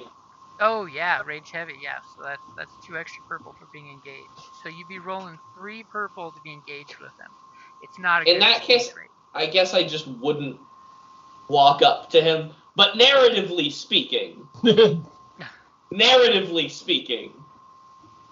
you wave your I would walk up to barrel him next to his face and stand over him, get mad at him for knocking out my medic, and then fill him full of laser bolts. So since technically I'm not moving at all, I will use my maneuver to spin up my big gun, and then I would like to use my action to at least attempt, not tempting the dice tonight. I would like to attempt to fill him full of laser bolts. I was so hoping that you'd walk forward and then have to take 2 strain for a second maneuver to prepare and then shoot him. Yeah, I was willing to do that, but not if my reward for that is 2 additional purple dice. Yeah, because the big giant barrel, he can just paw it away with his hand saying, no! Yeah, but to make sure he dies. Ooh. You're making sure I don't pop another stun grenade off on you. No. Let's have another one still. Okay. No, because I can't take another stun grenade. No. I mean, in his nobody defense, can. he was hoping to miss and do 8 to everyone. Just saying. Then I really couldn't take it. I've got your 1 black dice, 1 purple dice, and your upgrade there. You sure you don't want to spend 2 strain to aim? No, Right. I have already fired. Nice. So, yeah. Straight down. You blast the crap out of him for how many points? 14. 14. So, minus his soak, that's still just enough to hit the magic number, which blasts him to shit. What does it look like as you blast his ass? Well, again, narratively speaking, I would like to walk up to him and just basically be filling him full of laser bolts. It's no dramatic explosion. It's just all of his metal parts being slowly torn to shreds. Well, see, now I gotta ask, are you shooting on full auto or just a single shot? Because remember, full auto is an extra purple. Oh, yeah, no, you have to. My gun is required to be full auto. I can't fire it single shot. Saying you need to roll an extra purple? Sure. You want to roll it or you want me to roll it? No, I will roll it. At the very least, you're getting 1 success, but I can hope for some strain. That did not work. You have to click outside the box. If it has the blinking indicator, it does not actually count it. There you go. 1 point of strain as you're worrying about your doctor. As you're gunning this thing down, pieces are flying down the hallway here. While that's happening, I'm like leisurely whistling and kind of like walking jauntily over and picking this guy's sword up. Okay. So it's actually a really nice sword when you look at it. I mean, steps over Quinn's body. Steps over the medic. Grab his loot. The damage on the sword, by the way, is +2 of whatever your brawn is. Yeah. And as I'm piling laser bolts into this droid, I'm just like, nobody stresses out my medic but me. Right. And just for giggles, there are 2 stun grenades and 4 frag grenades. Okay. Anybody else want to grab those? I already brought I'm making mine. the mistake of giving players frag grenades. Oh, I brought some with me. I also brought armor-piercing grenades and stun grenades. You picked up that very nice Vibro sword. I mean, it's got defense 1, vicious 1. You know, nice. You hear blaster bolts going down the hallway, hitting the floor, hitting the wall. Bits of droid flying down the hallway because it's being shot off piece by piece. Okay, so... And then as it quiets down, you hear this soft snore. I've got... The sweet sound what of is it Sullivan called? sleeping. I've got stim sticks. Oh boy. Break one of those and stick it up his nose. Stim pack. Oh no, stim stick. Because it's stun, right? Yep, it's strain damage that he's taken. And what does that do?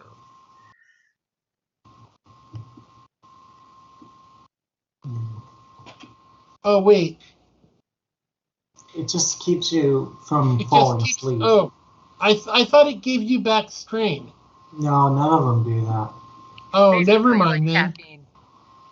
Only I So- can doing certain skills or actually medicine can, right? The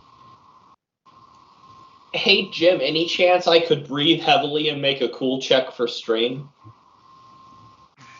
Not for him, but But for myself? depending on what you guys do shortly, maybe. what I really wanted to do, the sword, it was just for a bonus. I wanted to kind of like stealth up and like see if the coast was clear aside from these guys. You pretty much know with the full auto blaster cannon fire, stealth not necessary. They know you're here, but you can totally move further up. Good point. You're like, I'm gonna stealth as droid parts are flying down the hallway, being shot off at the very exact same moment. Well, maybe the flying droid parts distract them from seeing me.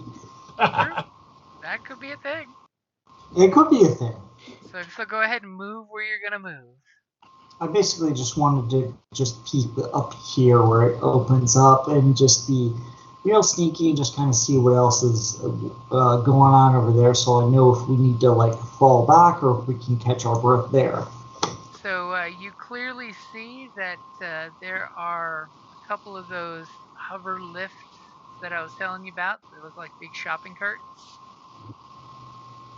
They are conveniently parked in their recharging stations, and it seems nothing else of interest is there. The coast is clear. You're hearing mechanical sounds from both this direction and this direction.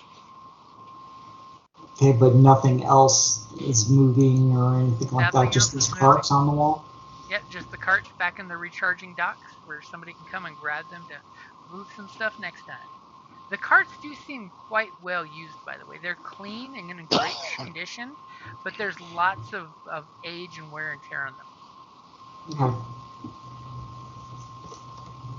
And what is Kay doing? Trying to figure out if I can wake up the doc. So advantages on a medicine check, right? Give you strain you totally back. do a medicine and slap him and see if you get advantage. Don't pass out on us, Doc. You did 3 days straight in the infirmary. You're made of stronger stuff than that. I've got 3 green for medicine. Anyone better? No. Nope. No. Not even a little Thankfully, bit. he's not horribly wounded, so it's not that bad of a check.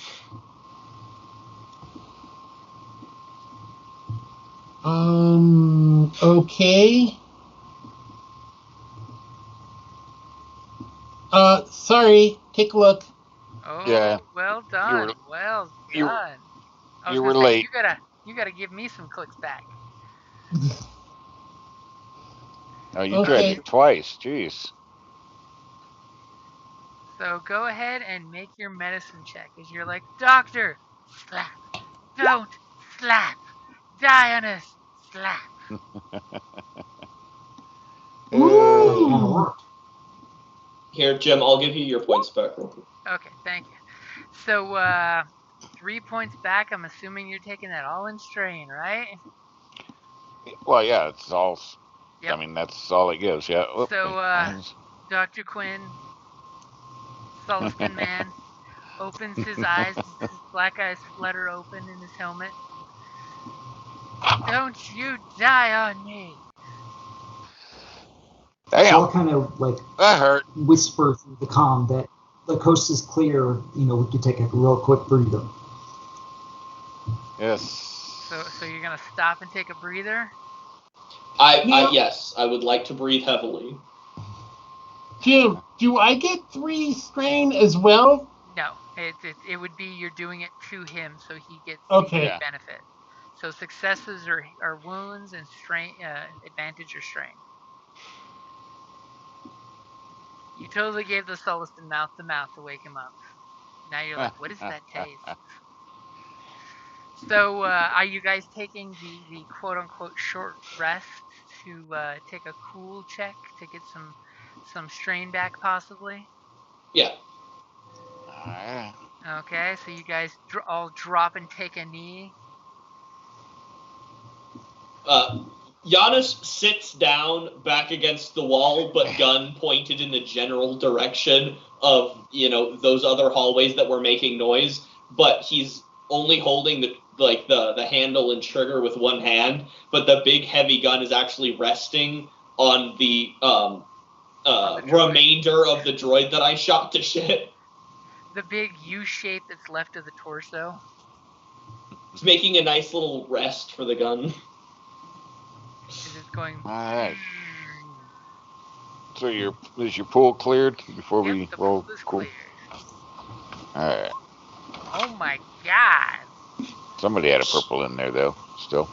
Oh, That's that on was him. my He fault. put that purple there. Yeah. That purple was he from rolled earlier. earlier. If you want to go ahead and take that out and re-roll, you can.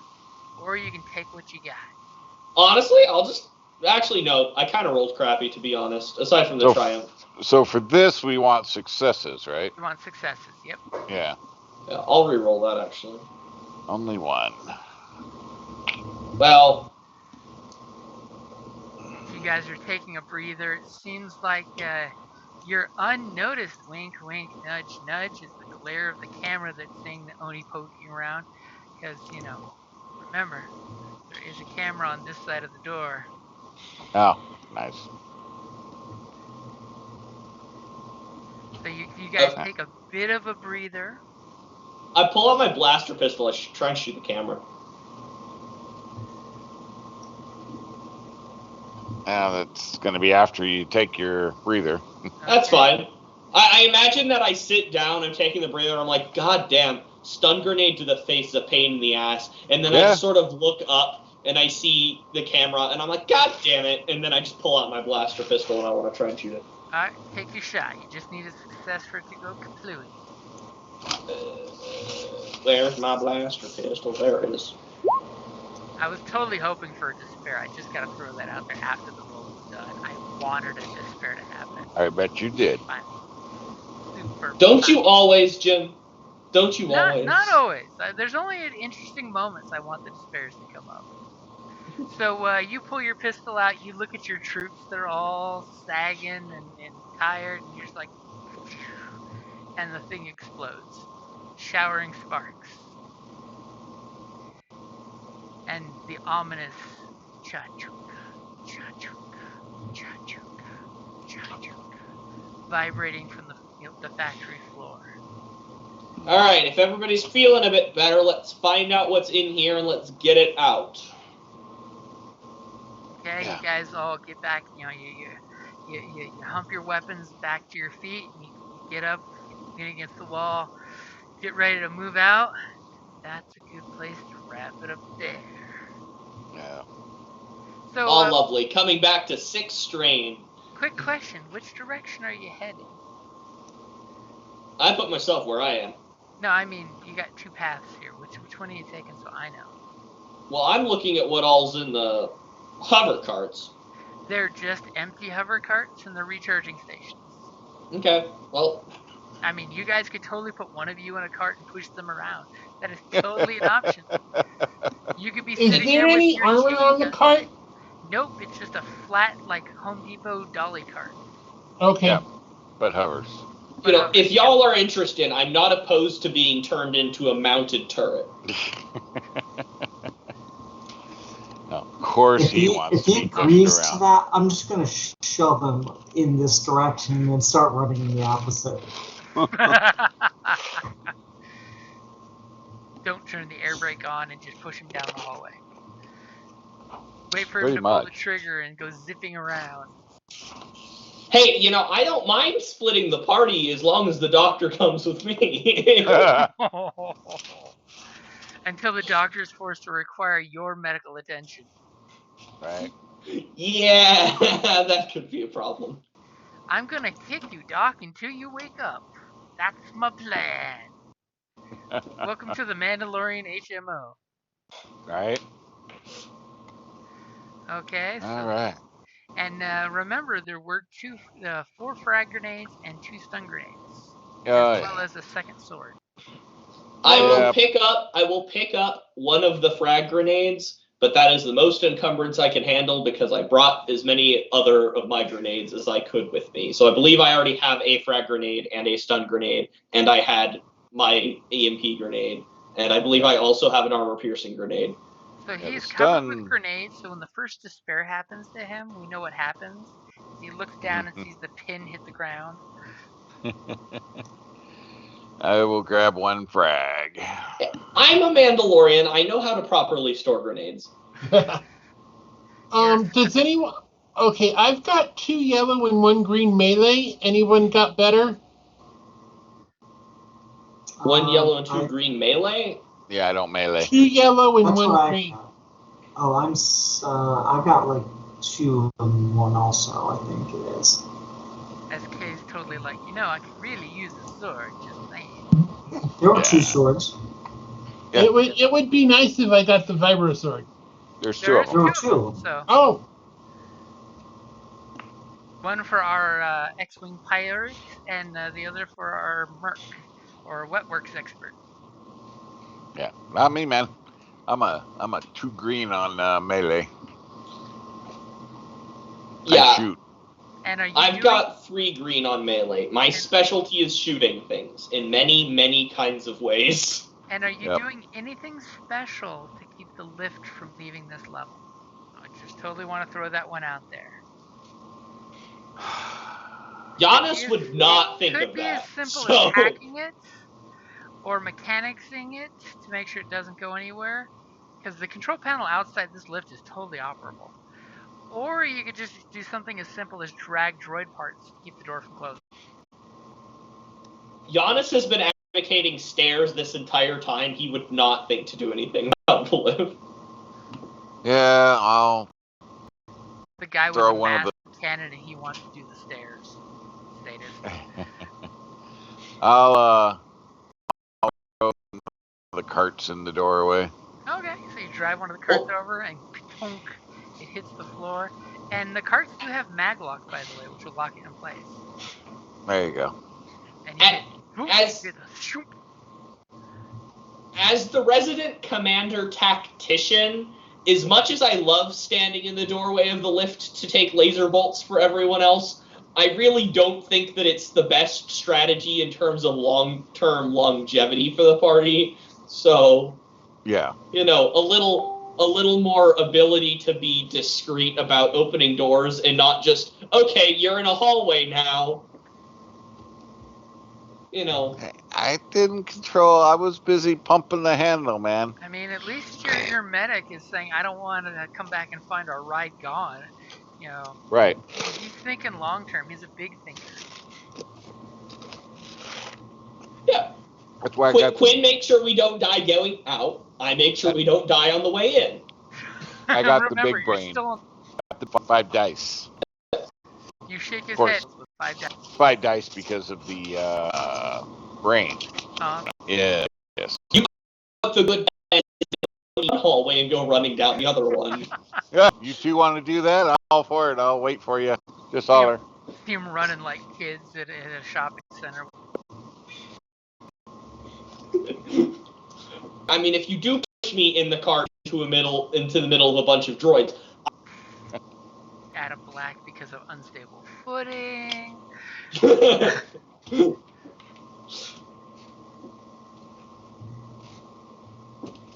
All right. And I will give you 5 experience because you at least got your foot in the door. Woohoo! Literally. The foot in the door and the cart. And the cart in the door. Did you put the cart just before a the little, Mando? Just a little note so we don't forget. Yep. Good point. Award XP 5. Nah, that is not 5. I accidentally hit my computer, like my other keys, and it came out 5,142. Wow, you need to start spending some points, boy.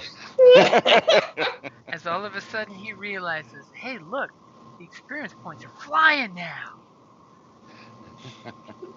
The only thing that tells me is we're going to have to fight some anime-style giant mecha with rocket launchers.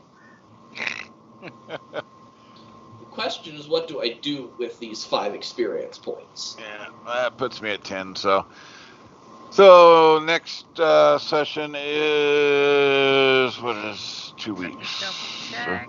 The 4th of March, the 4th of February. I was gonna say March. Holy shit. I'm forgetting February. My head's already on WoW. March. No, I am It's the 14th, so the 28th. Right? Yeah. Oh no, you're right. The 28th. We're only in the 14th. I'm not going to be able to make the 28th. My nephew is getting married. So Kay is totally okay. doing some hacking stuff. So you need to clear the way to the computer terminal for him. Alrighty then. I'm very tempted to. Go ahead. Oh, Kay is obviously hacking one of these droid skulls to get intelligence for you guys to find out why they're up and active. And securing the elevator. Yeah, and the elevator secures, and he says, "Go on without me. Secure the computer terminal." And the rest of the group looks and goes, "Oh my god, we're gonna clear the way, and then it's gonna be an escort quest. Worth. Hey, wait a second. Ever. You're actually assuming that we're going to be able to play 2 scheduled times in a row. I think it is bold assumption. This is true. We have to assume that. I'm totally thinking it's gonna happen. We do tend to be consistent for several weeks in a row before taking a month or 2 off. So yeah, it was holidays and things like that, 14th, and other stuff. Yeah. So the 11th of February, the 25th of February. So we should be able to, with at least my schedule I know of, I've got 1, 2, 3 more encounters before Wild Wild WestCon will cause us to miss that weekend, the 11th of March. So my schedule is clear to all those Saturdays except the 11th of March. I'll probably be drinking down at the casino because that's where the con's going to be. And then the following session should be probably right in the middle of March Madness. So, and I'll be busy drinking and watching March Madness, the opening weekend of the tournament. Oh no, wait, no, yeah, the Spec-12. So, yeah, so that should probably be the Pac-12 or the NCAA tournament. So needless to say, that's when you'll be going to go prep the ship's med bay. Yeah. No one take a wound. When is Wild West Con? It's the 9th through the 12th of March. Second weekend. They moved it from the first weekend to the second weekend, and it's going to be at Casino del Sol this year. 9th through the 12th. Okay. So yeah, that's Pac-12 tournament weekend. So yeah, okay. All right, guys. Thanks a lot. Have a good night. Yep. I'll see y'all later. Good night. All right. Good night, guys. Have a good one. Thank you. Oh, right. Tucson Festival of Books is the weekend right before that. Yep. Which is why I think they kind of moved it to make sure we weren't competing again. Because last year we ended up competing and that hurt. Because a lot of the same authors and stuff actually go to Festival of Books to sell money and market. Right. As opposed to Wild Wild WestCon, which is hang and do panels. All right, who left? Whoever left. It was like Jason with our noisy background, I think, or it was Evan with the noisy background. Yeah, it was like that, and I just noticed it when they left. It was like that Enterprise background drone that. Yeah, remember, usually Evan's got the sound effects from his street outside. Yeah. We didn't get no speeder bike races going on. Yeah. All of a sudden, I'm like, wow, wait, the white noise is gone. All right. Well, that's an ugly start next session. I'm loving it, especially since the droids just want to talk to y'all. Freaking strain, really? Yep. Look at them being all nice and only using stun damage to talk to their newest guests. And you guys are blowing them all up like they have no rights in the world whatsoever. Yeah, but I can heal this damage easier. I was hoping you were going to make the mistake of going for a crit so I could block it, but I like how you say the mistake of going for the crit. Yes, unfortunately, those stun grenades do not have crit quality. Yeah. Their Oh, well. quality is go to sleep. Go to sleep now. And on the plus side, be glad that first grenade was not the world's best throw. Oh, God. Yeah, no. That first grenade that hit you was a really sucky roll. Yep. No. But I mean, I knew I was going down. I'm like, yeah, we're done. I mean, on the plus side, worst case scenario, if you all go down, you just wake up in, some kind of restraints. Yeah. Weapons Great. tossed across the room from you. You have Tortured. to use your deadliest weapons, which are your minds. Tortured by robots. Great.